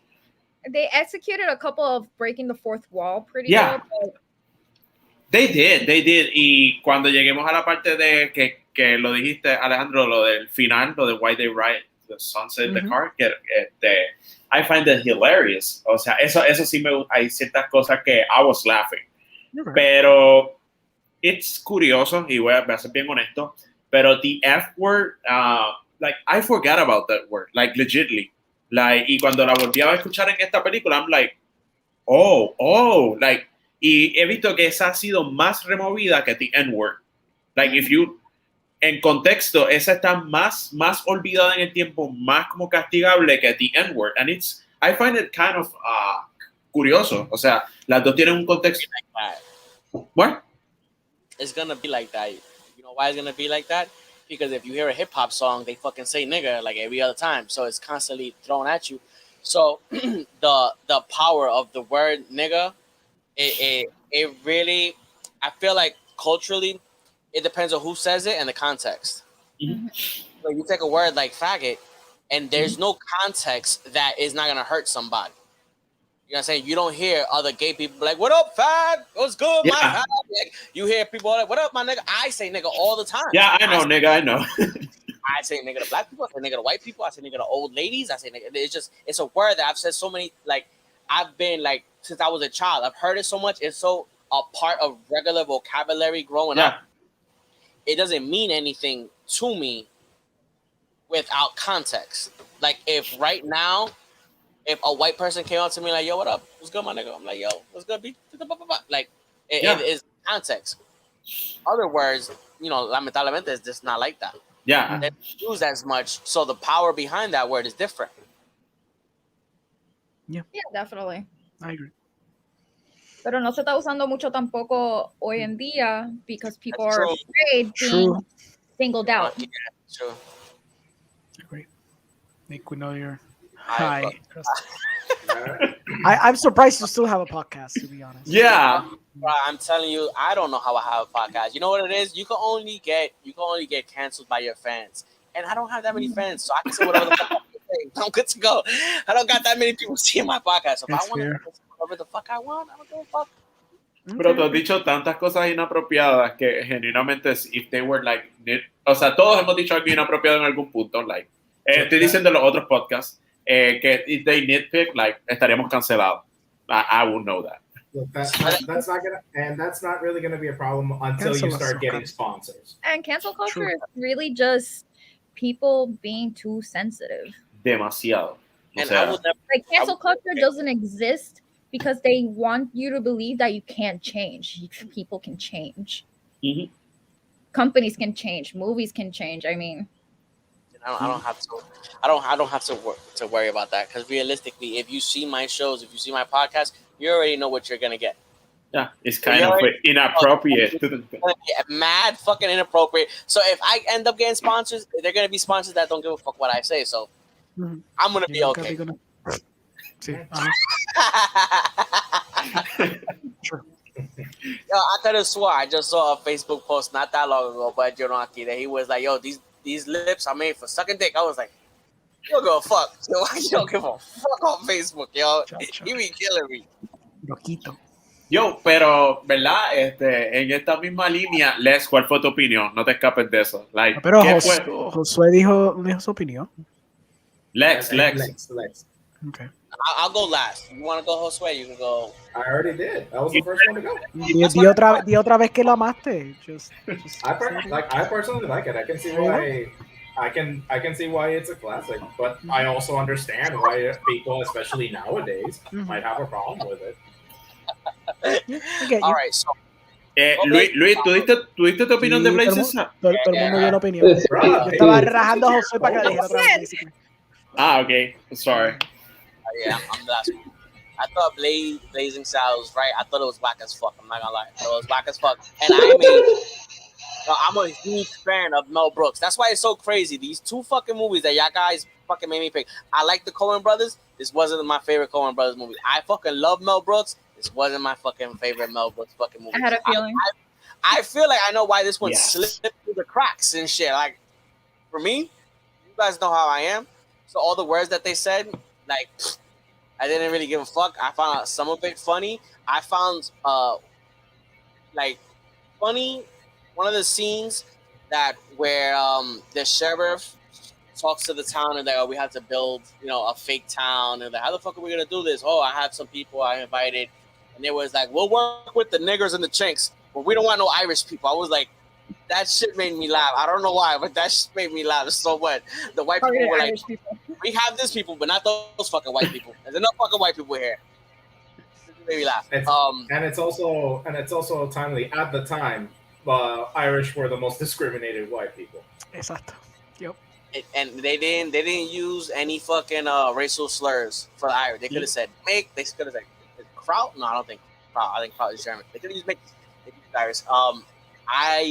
I didn't like the movie that much. I fucking thoroughly enjoyed that last act with them fucking going to the fucking studios and going through different movies and the lunchroom. I thought that shit was funny as fuck. I thought Mel Brooks' character had a lot of moments that were funny, just like the fucking railroad mogul. There was moments that I found him to be funny, like certain things that he did, like the part where he's like, "You have bubble gum and you didn't bring enough to share with everybody." Bow! I thought that shit was funny. Like there were moments that were sprinkled here and there that made me laugh. as an entirety wasn't my favorite type of satire. I think I think that peaje was funny. I think the fucking Mexicans on the horse with the motorcycle shit. I was like, what the fuck is going on? The motorcycle was like literally in there.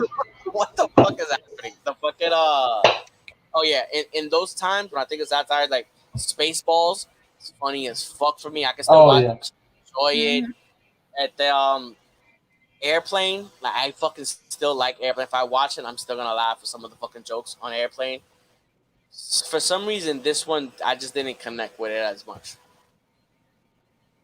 Is it because you hate westerns? There's a small chance. There's a small chance that you guys picked the right movies for me to watch. I saw that shit. We got him, people. We got him. Success. Yes. It was beautiful. Like, all the shit you put us through. It was a bit hard. Remember Korean Week, Lex? That's how it felt. What was that dumbass movie about the guy telling the girl the stupid stories that have nothing to do with anything in order to get morphine?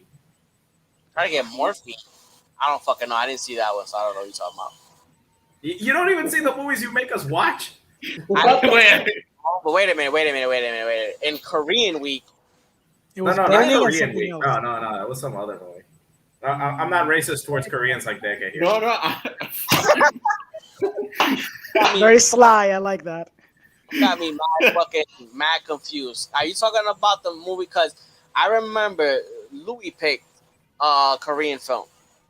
And then the only thing that I can think of Korean Week, didn't we do like a Steven Yeun episode where it was Minari? Yeah. It was It wasn't Minari though. Now I'm gonna sound super racist as fuck. I don't know lo puedo corregir lo que iba a decir. It wasn't that week then. It was the week that we did The Fall. The Fall, that's the movie. Oh, The Fall. Yeah. It's true, it's about the guy who wants the morphine. Yeah, The Fall. Okay, because I'm like, Koreans, you had me all fucked up. I'm like, no. I'm talking about I Saw the Devil and the other one. I saw that was really good. Bro. I Saw the Devil was good. Okay, pero it's not my picnic field, bro. Because it's you don't like. Vete a otro picnic. Vete a otro picnic a ver. Certain genre of movie that I don't like, but you don't like certain movies that come from a certain country. There's a difference, bro. Okay, let's not get political here. No, vamos a seguir en esto. So, cuando viste Parasite, ¿cuánto tú lo odiaste?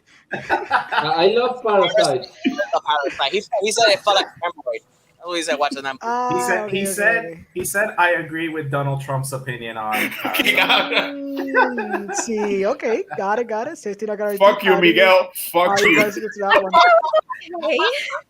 Ese fue el episodio que no estuve. I love Safety Not Guaranteed. Qué bueno que yo no estuve aquí. Yo, that was the single most beautiful episode I've ever seen from any podcast I've ever watched. Yo, Derek was like this. So we're gonna watch our movie. So how did you guys like it? It was synonymous. What a piece of shit that was. From the beginning to the episode to the ending of the episode. Oh, that smile. Es que todos cogemos como que movies that you know, que tú sabes que vas a impresionar. I open myself. Yo como que a movies that genuinamente I like. I really hurt. Y yo en el episodio como que yo hacía como que y me veía en la esquina. ¿Y de qué dice ves? Por eso yo no me abro para nadie. Por eso nadie. Oh, that shit was amazing to watch, bro. Oh my god. Pero mira, de que.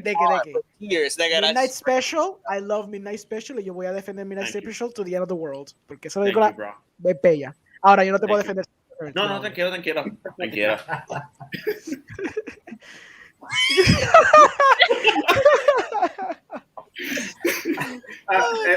We're gonna do that bit from The Simpsons. Like, watch it. If he goes frame by frame, you'll see the exact moment where his heart breaks. That'd be a good meme template.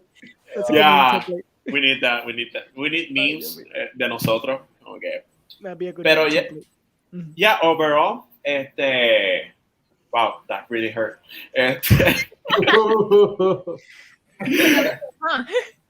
like it was okay. It was a good choice, aunque lo cogimos con el propósito de like hurt Lex. It was a good choice porque a veces nos forzamos a ver un tipo de género que no veríamos. Eso es lo que yo siempre digo, que es lo que me gusta de este programa. Hay películas que yo no me sentaría a ver a menos de que ustedes digan como que vamos a verlas para esta semana. Esa es la parte que me encanta de esto. O sea, a veces nos forzamos a ver unas películas que no veríamos. No todas van a ser buenas, no todas van a ser malas. Siempre hay como que películas que un 50-50.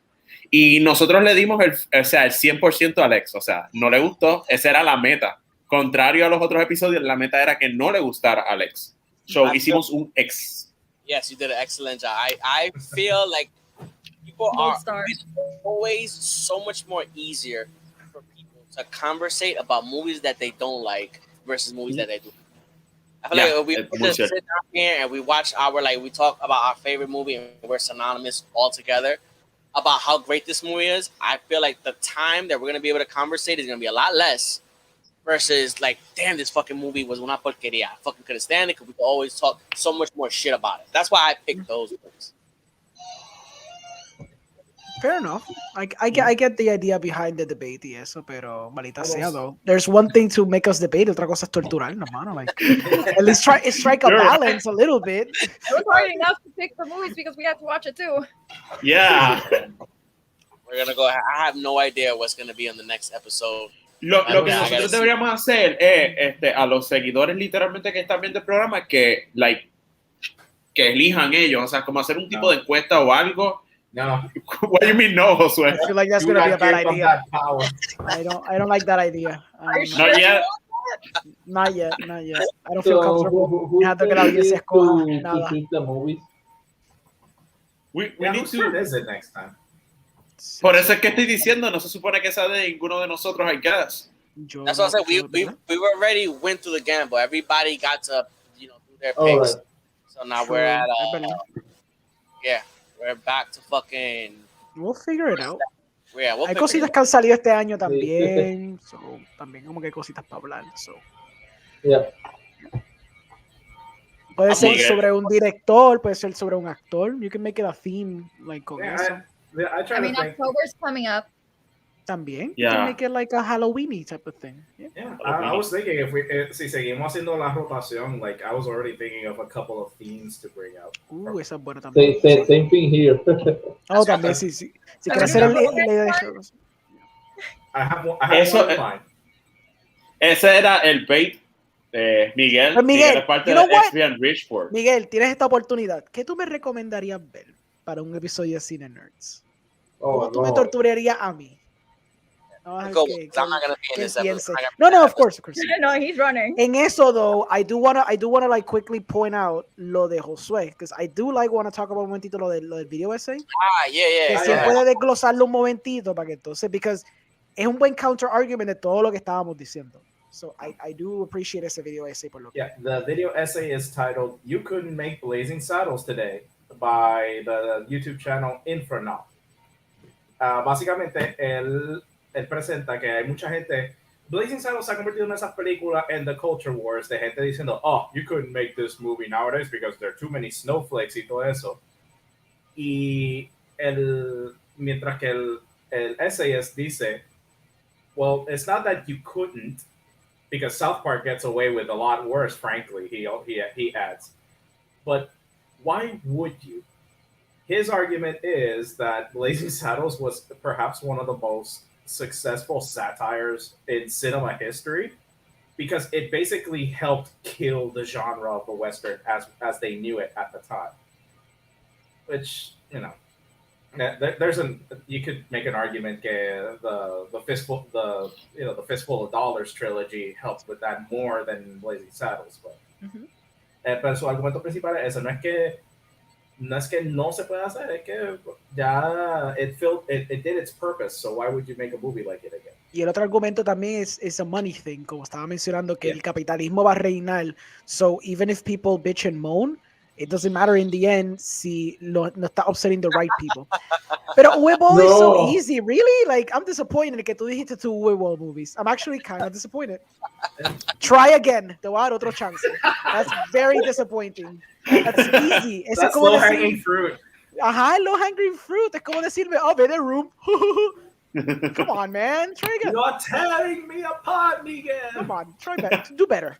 Pero también otro argumento era un argumento capitalista y de política, donde he made the argument que había de los SNL skits que han existido a través de los 45 años, solo ha habido un skit que they never could get away with, que they only aired once and was never aired again.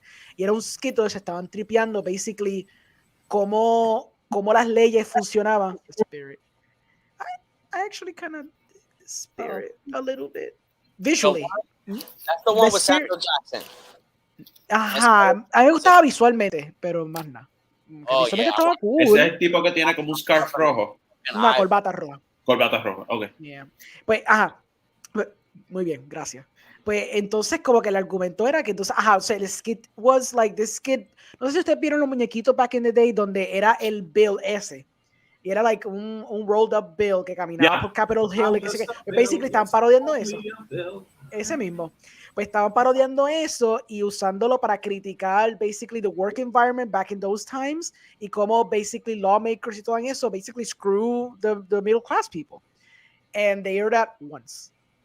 Más nunca. No, that dumbest movie with The Rock and Timberlake about Hollywood. That's Southern some shit. Oh man, it's la película de sí.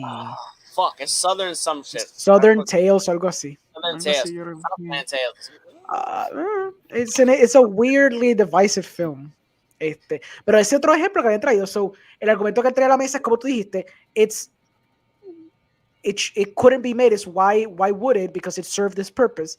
Pero I would argue que también es esta cosa de que, por ejemplo, por eso es que I couldn't fully agree con su statement, era porque traes a la mesa una película como la de Tropic Thunder, que el argumento de Blackface was a critique on cómo estos actores se van el method acting bien feo, al punto de que harían algo ridículo y absurdista como eso. And that's the most absurdest thing you can freaking do for the sake of the joke. Y obviamente everyone's in on the joke because everyone knows que lo que está haciendo está freaking wrong, como pasa en Blazing Saddles, que they are using the N-word, but you as the audience understand que it's wrong.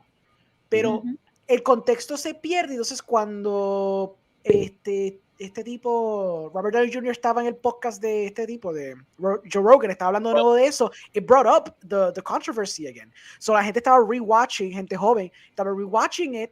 Entonces el contexto se escapaba because all they just see es que hay blackface, por ende wrong. Which, fine, I guess I can understand that, pero el contexto es importante, el por qué tú estás contando lo que estás contando y por qué he does blackface. There's a purpose to this. It's not because I'm making fun of black people. That's not the point. And everyone's in on the joke. Even the audience is aware that that is wrong. El problema viene siendo cuando tú haces algún tipo de cosa asquerosa, como decir the N-word, decir the F-word, whatever, but you're just saying it for the sake of saying it. Y no tiene una crítica behind it, o el personaje que no lo está diciendo, you're not supposed to think that person is like the scum of the earth, o que está mal en decir o hacer esas acciones. Esa es la cosa. Por eso es que digo que I understand que, obviamente, it wouldn't be made today por el mero hecho de que it served this purpose. Pero si tú cogieras, por lo menos, el concepto de lo que está trayendo la mesa, ese nuance del por qué está usando the N-word, se perdería para algunas personas regardless, porque they're just seeing at face value que están diciendo the N-word. Que se ha visto. Y la cuestión de cancelar, true, hay mucha gente que come back y hacen su tours y es como si no hubiera pasado nada, porque a los 3 meses regresaron como si nada. Pero han habido instancias donde gente ha opinado, ¿verdad? Por Twitter la opinión de que algo está incorrecto, al punto de que han podido cancelar ciertas cosas forever. For example, la película que va a ser Michelle Rodríguez, que was like a transgender film, esa se cayó al piso, y creo que hubo otra película también con Scarlett Johansson que también se... ¿Cómo? The one that she's a killer? Yeah. Y también una de ScarJo que también se cayó, creo que por la misma cuestión. Because she was trying to portray a transgender man, si no me equivoco, y entonces no la dejaron porque pensaron que that role should be given to someone que sea así de verdad, y la película got like canned completamente. So hay instancias donde stuff sticks. So quizá la película, un Blazing Saddles equivalent, ¿verdad? Que si Sci-Fi Saddles hubiera salido, se hubiera mofado el sci-fi genre de las películas de Nolan, qué sé yo.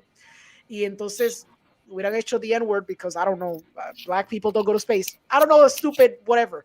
Entonces, they do, como though. que... Yeah, I know they do. Of course they do. No, Fast and Furious established that. Exacto. Y entonces, pues, basado en esa pendeja, pues como que quizás la gente at face value could just see the word being used y entonces lo sacan del fuera del contexto porque creo que se pierde un poquito el nuance. Y creo que eso sí es algo que es válido discutir when you're talking about the cancel culture aspect. Hay otros momentos que blatant, es como que Harvey Weinstein, he was a horrible human. There is no nuance there. O sea, eso está bien claro como la moneda. Pero después you have something like, por ejemplo, Blazing Saddles mismo, que se puede entender el por qué está usándose por el periodo, por el contexto histórico, por qué lo que quería lograr Mel Brooks, que sí o qué.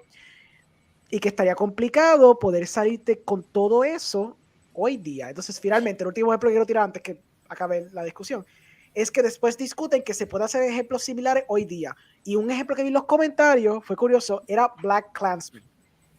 Pero Black Klansman, half of the reason why that got away with it era porque Spike Lee. Let's not be, dishonest here. Hasta Tarantino cuando hizo Django, ya la gente está un poquito encojonada con his liberal use of the N-word. Y eso fue hace par de años atrás. Spike Lee gets away with it. He is a black director, so he can get away with this past, which is totally acceptable, it's fine. Y su crítica, pues, obviamente, por la crítica sólida, por lo que está hablando de la cuestión del racismo y los Ku Klux Klan, esa pendeja. So, es complicado. Le doy puntos a favor y le doy puntos en contra de ese video ese, pero es un video ese interesante. I don't know if anyone wants to dar su opinión del video ese, porque I thought it was very interesting cuando lo enviaste. So. Yeah, that's kind of what I do. That's kind of how I spend my time. I appreciate most people listen to music when they're at work. I look up for podcasts and video essays. So even if I don't always agree with what the essayists say, which, I think that a lot of his points require a bit more nuance. I do agree somewhat con su opinión de why Blazing Saddles was made the way it is, and to some extent, why Blazing Saddles wouldn't be made today. Not because you couldn't get away with it, porque fue.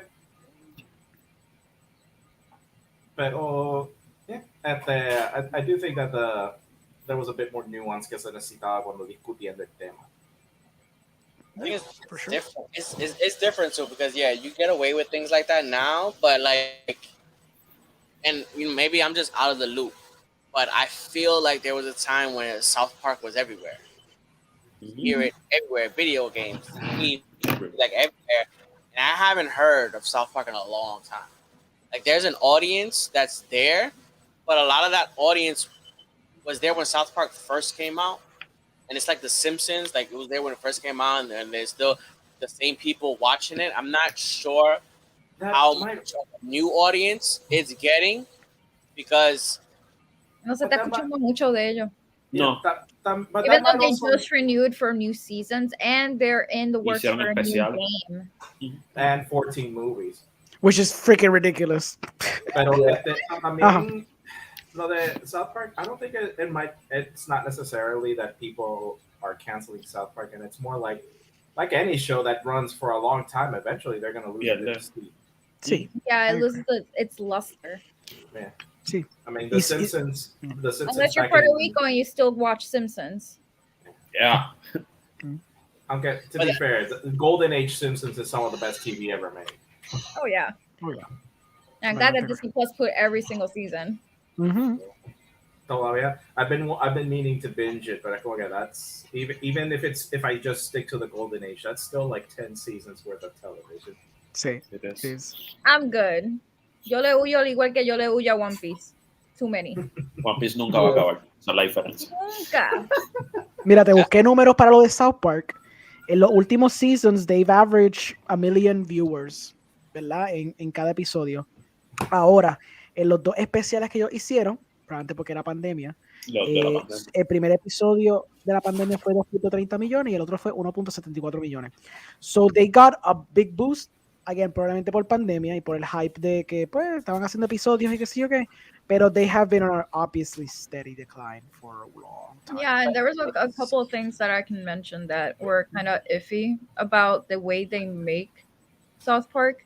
Like, I remember a clip of, no me recuerdo cuál fue el voice actor, pero estaba dejando que la nena diga algo. She was swearing like crazy. She was the voice actor for el hermanito chiquito canadiense. Yep. Yeah, for Ike, yeah. Ike. I wasn't really like a big fan of that, to see that. So, and the way they make it is a little bit iffy. But there's still a lot of people that love it. Oh, sí. Tiene su audience. Y yo creo que maybe ahora sus views más en streaming. Probablemente. Quizás no sea tanto en televisión. I would say more the games. The games are really hyped. True. It's also, I feel like South Park, I feel like it's going to jump up for a small time because it's something that in this time, like preteens, 13-year-olds, 14-year-olds, cancel culture has been going on so long, they haven't been able to consume content like we did. That's why when Chappelle Show came out, like when Chappelle Show came back on Netflix, they were like, what the fuck did they say? How the fuck are they able to say this on TV? Like Miguel's little brother, he saw Chappelle Show and like that shit blew his mind with the shit that they got away with. That it's been like so many years since we had content that's so unfiltered that you just be able to say, no holds barred, whatever the fuck you want to say, and make fun of whatever you want to say. I feel like South Park has been on a decline for a while, and I feel like it's gonna take a little spike up, but then I think it's gonna go back down. Yeah. The only reason that it continues is because, like I said before, you can only get really canceled by your own audience. If your own audience sticks by you, no matter what, then you're gonna keep on getting views and you're gonna keep on, making money. It's your audience that can cancel, realistically. Yep, agreed. I can buy that. Yep. Wait, Orengo, what about the last part of Blazing Saddles that you wanted to ask? The sunset. Dale, ¿tienes su opinión? All right, so I feel like it's the classic, I'm yeah, just gonna run to the wind or right to the sunset. Yeah, the stereotypical ending of the cowboy gets on his horse, rides away into the sunset. But this time around, it's a car. It's funny as fuck. Fíjate que me dio un flashback de esos videos back in the day que tú estás viendo el carrito pasar y después freaking face in yours. Yeah. The zombie. Oh, yeah. So when the car was going up, I'm here like, vieron una cara por ahí. Por eso, cada vez que uno ve una curva sin un video, uno hace como que ya tiene PTSD y se echa para atrás. Pero también it also adds to it because we spent the entire third act destroying the set. So it's almost like, they killed the horses. Este es el artificio de lo que es cine. Estos dos actores are now just gonna go probably do some other movie now. I don't know if you guys saw the background of any of the fights, but there were some moments where I see actors just doing a thing. There was this one that was carrying a chair, and the only thing he was doing was this. He was just doing this. I'm like, I mean, el Hitler was just doing the Nazi symbol constantly. Todo el mundo estaba peleándose. Very noticeable. Sí, eso está bien noticeable. Pero verdad, mucha gente were just doing like same movement for some weird reason. I was That's the so only confused. time I would say I would look at the background more than the movie because it's so ridiculous. Hay que sacar la inspiración Space Jam 2. I still haven't seen it. I kind of want to, but it's just I don't want to commit. And my girlfriend is like, I am not gonna see it, so she's hogging the TV, and my computer. Well, I guess I could use her computer because my computer died. ¿Ustedes llegaron a ver? You guys already told me everything. I'm here like, maybe not. ¿Ustedes llegaron a ver La Casa de mi Padre? The Will Ferrell movie que es como una telenovela. Muchos años atrás. Yo creo que la vi en el cine y todo. Yeah. I thought you was realistically asking, like if we saw your father's house. I was like, I know you did, Lex, but that movie existed. I'm like, ¿ustedes vieron la That's true. Si no es porque tú describes la película, I was gonna be super lost. Yo decía, ¿qué película? Esto es una película de Pedro Almodóvar que yo no vi, o sea, ¿qué es esto? That movie fucking, that's the one Will Ferrell is Spanish, that he speaks Spanish the whole movie. Sí, que es una telenovela. Es una telenovela, pero es que me acordé que juegan también como Blazing Saddles, que, o sea, tú ves como que el budget se va en otras direcciones y ves cosas random. Y como que ahora me acordé de eso. Fíjate, qué triste que esa película como que es bien olvidada. ¿Verdad? Because it's actually a good satire. Uh-huh. Sí, era Will Ferrell haciendo basically hablando fucking español. A mí lo que me mató, all I remember is seeing the trailer y el announcer presence es como, y Will Ferrell. And I was like, I died. But that was the only bit I saw. Porque that movie committed to the aesthetic. That's why it was so good. It fully committed. Está cool, actually. You know, that's a good hidden gem porque nadie la vio. Yo me acuerdo cuando yo vi esa sala estaba mega vacía. Mega vacía. Nadie fue a esa película. Oh my God. What you looking at, Luis? What's the combo? I want the combo. No. The secret to get there. Louis in the middle. Fuck that's at me, Papa. I'm talking to these hoes. Yeah. Chequé la película, su budget fue 6 millones. I haven't seen that movie. I remember seeing the trailer, and just by the look of the trailer, I'm like, yeah, this movie's gonna suck.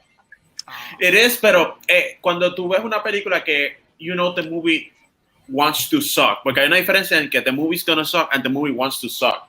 Like, that movie intencionalmente quiere ser una mierda. And that's what I find kind of beautiful en algunas películas, que algunas películas, they really commit para hacer una mierda. O sea, como Epic movie. Yeah, pero no, Epic movie es como un género diferente. Es como que extraño.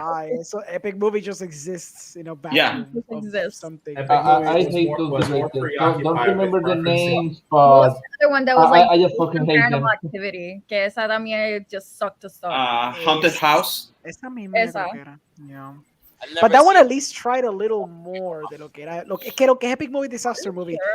Sí, porque Epic y Disaster son todas esas películas. Y Haunted es como que una trama de por sí. O sea, tiene una historia de por sí. Era como lo que era originalmente los Scary Movies, cuando por lo menos tenían un plot, pues fine, está bien, pero cuando llegas a Disaster Movie, Epic Movie, they're just skits, there's no plot at all.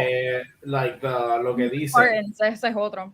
What they say is that they were just preoccupied of referencing every movie that was upcoming. They didn't even wait to see if those movies were hits and were going to be remembered. Eran trailers, o sea, ellos estaban cogiendo trailers. So you have a whole extended skit with fucking Beowulf from the Robert Zemeckis movie, and I'm like, I saw Beowulf because I'm a nerd and hated it. Nobody else saw fucking Beowulf. That's true. I saw it, bro. I mean, I saw it too, porque me gusta Beowulf, pero yeah, it wasn't. I like the story of Beowulf, but I didn't like the movie. No, the adaptation no me gustó. Are you guys big fans of Will Ferrell? More or less. It depends on the movie. Like, I enjoy the Elf. I thought it was hilarious. I've never seen Elf. I've never seen Elf, and everything I've seen from Elf just makes me think this movie's gonna annoy the fuck out of me. No, yeah, it will, but in the best way possible. I fucking despise Elf. We know what movie we're gonna see for the Christmas episode. Are you dead inside? O sea, no hay problema. We're watching Elf. Time to see what all the hubbub is about. Esa y A Christmas Story I've never seen. La de Jim Carrey. That's a Christmas Carol. What? No, A Christmas Story. The one. Not fucking disrespect that. That's the only tradition I have in my life. Every fucking Christmas, I watch that movie for 24 hours, bro. Christmas Story, bro? Yes, I Home When I was a kid, they do that shit on TV. I think we're actually variants. Like, legitly, yo pienso que nosotros teníamos el mismo background hasta cierto punto. Like, eso es una tradición de mi familia, ver a Christmas Story. Legitly. Like, on reruns. Oh, that's scary. Ustedes saben la historia de eso porque it has a very interesting story. That movie was a flop. And creo que fue TBS o TNT compró los derechos and they were like, we need to milk the stupid movie que tenemos. It's like a baggage. Entonces, they forced this idea of the tradition of the 24 hours of a Christmas Story al punto que se convirtió un clásico as a result of it being shown so frequently. When I was a fucking kid, there was not one Christmas that I didn't see that movie at least twice. Sitting on the fucking sofa, having fucking leftovers from Christmas dinner, and about A mí era esa y Jingle All the Way, la de Arnold trying to get the toy en Guapa. Yeah, the toy. Oh, hilarious. No, español. Home Alone. Like, a mí me ponían a ver Home Alone a cada rato que I have the picture of this guy screaming when he put the aftershave on his face. Yeah. In my head. It's always there. It lives rent-free in my head. Rent-free. I don't know. I gotta go with the original Grinch. Ooh, that's a the good original Grinch, the one made by Chuck Jones. Yeah, really good. If not, Nightmare Before Christmas es la que yo siempre veía, even though that's considered a Halloween movie. It's both. Never. Heathens. It's both. It's both. It's both. Lo que eso de Corpse Bride, yo siempre lo veo también en Navidad. That's fair. Only because it's snowing. Okay, eso es como decir, pues yo voy a Harry Potter porque nieva en alguna de las películas. Nieva. Exacto. Bro, esos son los maratones de ABC Family for every. It's like at first it was like for October because you know witches and wizards are like yeah okay, and then Thanksgiving and they showed that one scene from the first movie where they're like eating at the mess hall. And I'm like, bro, la escena es todo el mundo comiendo super lesto y el depressed porque no tiene a nadie. Es como que, that's the Christmas spirit, bro. And then I'm like, okay, that's a stretch. The UK doesn't even celebrate Thanksgiving. And then Christmas because of this one scene with snow. Like, okay, Valentine's Day because there's a romantic Miguel, give me a second. Eso que dijiste de Die Hard, give me a second. Anda, aquí va Flex. Va a sacarte el tower completo. Va a ser así, mira, toma. Aquí está we don't. Yippee-ki-yay, motherfucker. Yes, the family member in his house. It's gonna be fucking Bruce Willis is gonna walk right to fucking frame. He's gonna shave his head ahí. Yo, Miguel, Die Hard, it is a Christmas movie. O sea, bro. Digo, ¿ves? Lo que digo. Este es como que mi suéter de Navidad. Precioso. Are we gonna start wearing sweaters for Christmas? Yeah, Christmas episodes. Todos tenemos que tener sweaters. Me gusta. Y Lex no lo quería decir, pero Lex va a financiar un Airbnb y todos vamos a estar en familia, like drinking eggnog y viendo películas clásicas. Eggnog. Yeah, sorry, Lex. Coquito. I'm sorry. I'm sorry. We're going to fucking. Have you guys ever tried eggnog? It's not pleasant. I have never. I don't think I've never tasted it. Believe it or not, y esto va a sonar estúpido, pero a mí me ha pasado en estos últimos años que yo veo muchas películas y veo como postres o cosas recurrentes que sí quiero probar en la vida real. Y aunque ustedes no lo crean, yo nunca he probado los s'mores, like legitly. Like I have never done s'mores. Y estaba viendo continuamente películas que ¿qué? Me neither, actually, now that I think about it. Por eso, and I was like thinking como que sería cool que cogiéramos como que estas cosas icónicas que vemos como de tradiciones que no son de nosotros, porque el s'mores, comer s'mores no es una tradición de nosotros como boricua. Los llevaron hacia los 60, no me acuerdo. ¿Ya? En las cosechas. Después que estaban macheteando por la tarde, tú sabes, por la noche, s'mores, esa es la que hay. S'mores, las cogían de la caña. Yeah, bro, I forgot that. In that sentence. Pelotas de azúcar. Sí, con hojaldre así. Yeah, bro, I forgot. Yeah. Exacto, chico, parte de esa tradición. Just as clásico como el pastel y el mofongo, lo mismo.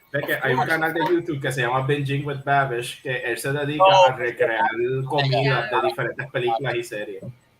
So, nice. Está First We Feast, pero not First We Feast. Oh, Feast and Fiction, algo así, que lo hace de anime. Que hace cosas de anime. Ha hecho varias cosas de Studio Ghibli, que everybody knows. Nice. Studio Ghibli is notorious for making us salivate. Eso está en nuestra sangre, los s'mores. Yeah, bro. No es mi sangre. Just saying, I don't want to go to the hospital at 500. Por a second, yo pensé que te iba a decir, yo no tengo sangre taína y te ibas a ir indignada. I was like, oh, whoa. Wrong turn, como que el episodio al final. I don't fucking my like Dominican ass. I don't fucking like. You guys like marshmallows? I fucking can't stand marshmallows. I used to love them. Pero es que si tú lo ves en películas, there's a big fuss about it. En casi todas las películas que vemos. Like, s'mores. Last Christmas, when my fucking house was packed, these people were making s'mores in the fucking microwave. Graham cracker, a Hershey, a graham cracker, a piece of chocolate, a marshmallow, another piece. Left it in there for like 10 seconds until they got like gooey and shit. It was jampeando fucking s'mores over here in Christmas. I have a vivid memory of doing it in the oven back in I was like 7, and we used to have a house in Pennsylvania. And Mom pulled out the marshmallows. The marshmallow came out as paper. Yeah. Don't eat it for too long. It tastes like paper. Paper. I can eat it like if it were paper. Yeah. No. Just be careful. No, definitely. Yeah. Be careful. Have you y'all just made me remind myself of that moment. Fine, guys. Yo me como los s'mores solo. Los quería invitar por un special episode. Everybody en una fogata, like talking about movies, pero no. Like every time they get heartbroken one way or another. Everybody watch vampire style movies and then eat s'mores. Hacer un mukbang de esa forma. Have you had fucking eggnog, Decker? What? I haven't tried eggnog, por eso fue que lo dije. Of course I have tried coquito. Like, bro, who hasn't? Pero eggnog, no. Eggnog, yeah. I've had coquito. I haven't had eggnog. It's por eso I haven't. Puerto Rican not drink coquito. It's like white people's fucking coquito, right? That's what it is, basically. Basically. I guess. Only thing is ours tastes better. I don't know. I don't know how this is gonna sound, but I don't know how white people do it. I fucking went to fucking, I don't know how to do it. I went to Golden Corral and I was like, oh, these niggas got pernil. I took a page. I was like, what the fuck is this? I don't know how to use herbs. Yo, yeah, that's the joke. That's the joke. White people conquered all these countries for their spices, and yet they still don't use it in their cooking. Bro, yeah. Bro, I don't even know. If you were to ask me, all right, what's a typical black person's dinner? What's a typical Puerto Rican person's dinner? What's a typical Mexican dinner? If you ask me what's a typical white person's dinner, I don't even fucking know. I wouldn't. Like hamburgers, I guess, and fries. Parsnips, like, I don't know what the fuck.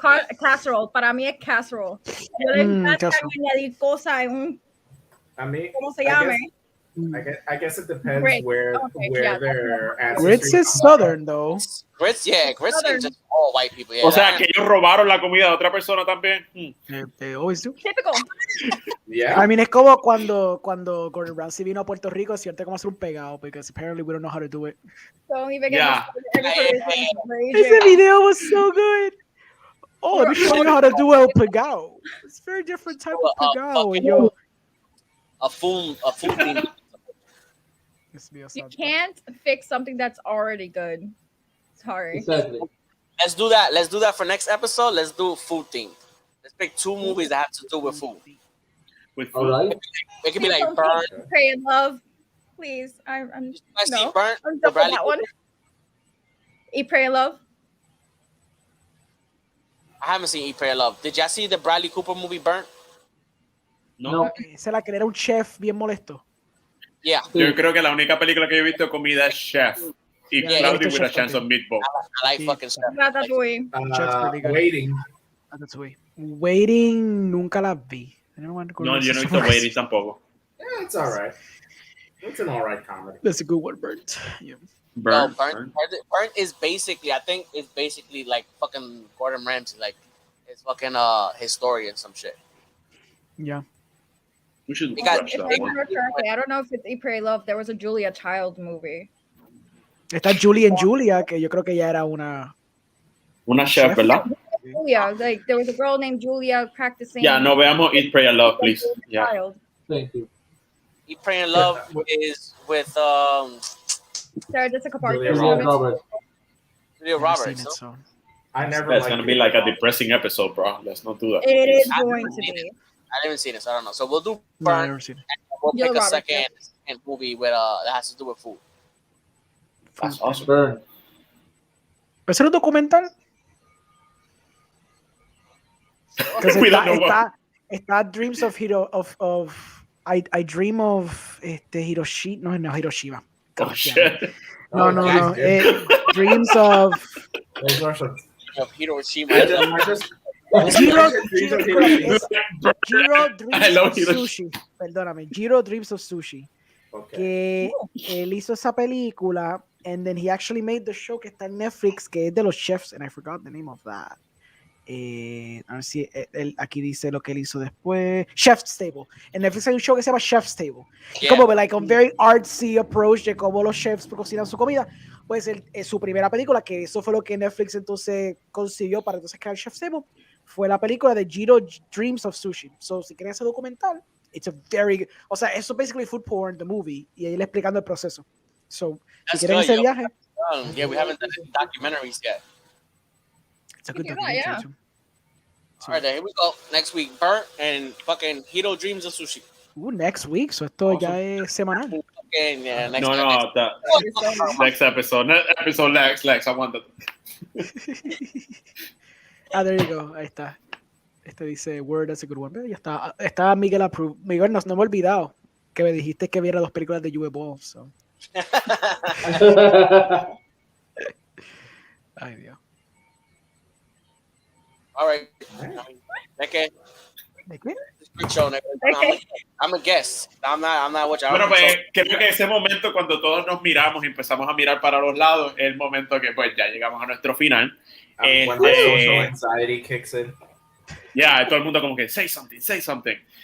Nada, yo me voy a despedir. Damn, bro. Very good, sir. Ok, nada, yo me voy a despedir primero, quiero despedirme hoy primero. Nada, soy Deke, me pueden encontrar siempre por XP en Bridgeport, me pueden encontrar mañana en The After School Club. Viste, me aprendí el nombre ya finalmente después de como 300 episodios. About time, bro. Yeah, y Cine Nurses, ese es el que estamos ahora mismo, viste, ya me aprendí los dos, ya era hora. Y me pueden encontrar pues en XP en Bridgeport. Así que sigamos por próximo, el que quiera. Josué. As usual, I got nothing to plug. I am just gonna go now and get on my horse and ride back to the Old West and shoot me some people who are still pissy about the Civil War.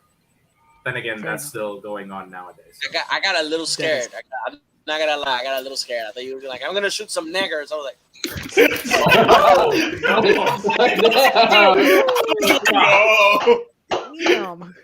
Quita la cartulina aparente con repression. Ya, bro, está al frente mío, no es una cartulina. Pues, you can find me aquí en Cine Nerds con ustedes every other Saturday a verle películas ahí que either nos torturan o nos encantan. También pueden conseguir en The Movie Guy los martes y jueves, donde yo hago pues la reseña de lo que viene el weekend, temas especiales. La semana que viene probablemente vamos a hablar de Suicide Squad, porque ya ciertas personas tienen opiniones bien fuertes de Suicide Squad. La vi yo ahorita, yo pensé que it's pretty cool. No tiene opiniones tan heavy, pero hay gente que tiene opiniones bien heavy, so that's gonna be an interesting debate, I guess. No sé. También me puedes conseguir en mi podcast, de Cinemas Podcast, donde la semana que viene, miércoles a las 8, voy a hablar de la película Sola, que la vi ahorita también. That was a journey. So it's going to be very interesting to discuss that movie. Isabel va a ser una de las personas que va a estar en el podcast, y también voy a tener a Amanda Muñoz de Confessions of a Horror Freak. Vamos a estar discutiendo la película. Like I said, es un viaje. Si tienen el break de verla, está en VOD o está en The High Seven Seas. It's a very interesting film de A24. Especialmente porque como es basada en un Twitter thread, eso es lo más fascinante que tiene la película going for it. Se acabó tu... Hey, man, I mean, yo puedo ir 7 horas si usted me deja. 2 hours. Pero este no es mi podcast, si es por mí yo dejo 7 horas, pero vamos ya. You can always catch el archive in our YouTube channel. That is true. Pues verlo otra vez. Bro, qué marketing perfecto, yeah, bro. Esa es buena. Good plug, son. Yeah. Just go to YouTube channel XB and Report. Vengo, you're looking forward to that. Yes, I am. Eso viene creo que en octubre probablemente. No sé si. Probablemente viene en cines primero, probablemente Fine Arts, y después venga un VOD. Dependiendo de la situación en que estamos en esos momentos, pues quizás me tire la maroma. Yo me tiré la maroma por Green Knights. Y pues gracias a Dios que literalmente estaba básicamente solo en la sala, so por eso aproveché. Pero la situación está un poquito dire, so por eso depende de las circunstancias, realmente. Pero obviamente, we're all probably excited to see that. Nada más por ver that little cheap boy caminando por ahí. También tengo un nuevo episodio con John de Subtitles Required, de una película que discutimos aquí que era Burning. Él no la había visto y yo se la recomendé. Como estábamos en el viaje de ver películas independientes internacionales en nuestro gaming con Subtitles Required, pues él nunca la había visto. Yo le dije, mira, ve Burning. Entonces, pues tuvimos un podcast que vamos a presentar probablemente next week o the week after en la página de Spotify de Subtitles Required. Pero beyond that, just Google me, Google my name. I make movies. Ya. Luis, ¿dónde te puede encontrar la gente? Sí, pues me pueden seguir bajo Instagram, Luis Andrés Potter o simplemente Luis Vázquez. También publiqué un libro llamado Amor en tiempos de pandemia bajo mi seudónimo Roy Smith. Lo pueden buscar en Amazon y conseguirlo en versión digital o versión física. Eso es todo. Take it away, Isabel. You guys can find me on Instagram at Libros de la Bruja. Here, XP and Rich for every other day. Saturdays. Saturday. Saturdays. En October, ya Soul Scream abrió sus puertas. En octubre 2 va a haber 3 casas embrujadas. So, y'all can find me there, scaring. What are you going to be dressed as? O supone que es un secreto. We don't know yet. Okay. Cool. We had our first meeting today. I'm excited. I am ready to scare again. Yo fui una vez hace muchos años. Yo no sé si ustedes han ido alguna vez. It's fun. No, it's really fun. Esa pendeja. No. Los que me conocen saben que en octubre se abre un portal y yo desaparezco en octubre y vuelvo a aparecer cuando se acaba octubre. ¿Por qué? ¿De qué? Cuéntanos. I already got a miniseries I would like to recommend for October. Go ahead, Josué. I would like to recommend a movie to watch in October. Ya tenemos recomendaciones para octubre. Yeah. Octubre va a ser un mes cabrón para las películas. Yeah. Octubre is going to be a journey. Cabrón. All right, everybody. So, yes, I'm Lex. I'm El Jefe here. You can find me on XP on Rich Sports. Tomorrow at 1 o'clock, we're going to be in the After School Club. In the week, you can see the shit that we throw on Instagram. Try to throw news that have to do with movies, shows, generalistically just pop culture shit. I probably won't be back on Cine Nerds for a long time, in fear. But some movies, very scary. I can't give these niggas the powers again like that. Yo, Lex, before you go. Yo, Lex, gracias por haber estado en este episodio, de verdad, bro. Y me encanta porque I can do this. It's beautiful. Okay, que tú lo votaste. Yo pensé que se ha ido. I don't understand where you think you got the power from, bro. Damn. All right. It was beautiful. Pero it was my way de quedarme in the middle, Lex, para despedirme, ¿viste? Smart. So, chequeaos, mi gente. Se cuidan. See you around. Let it out.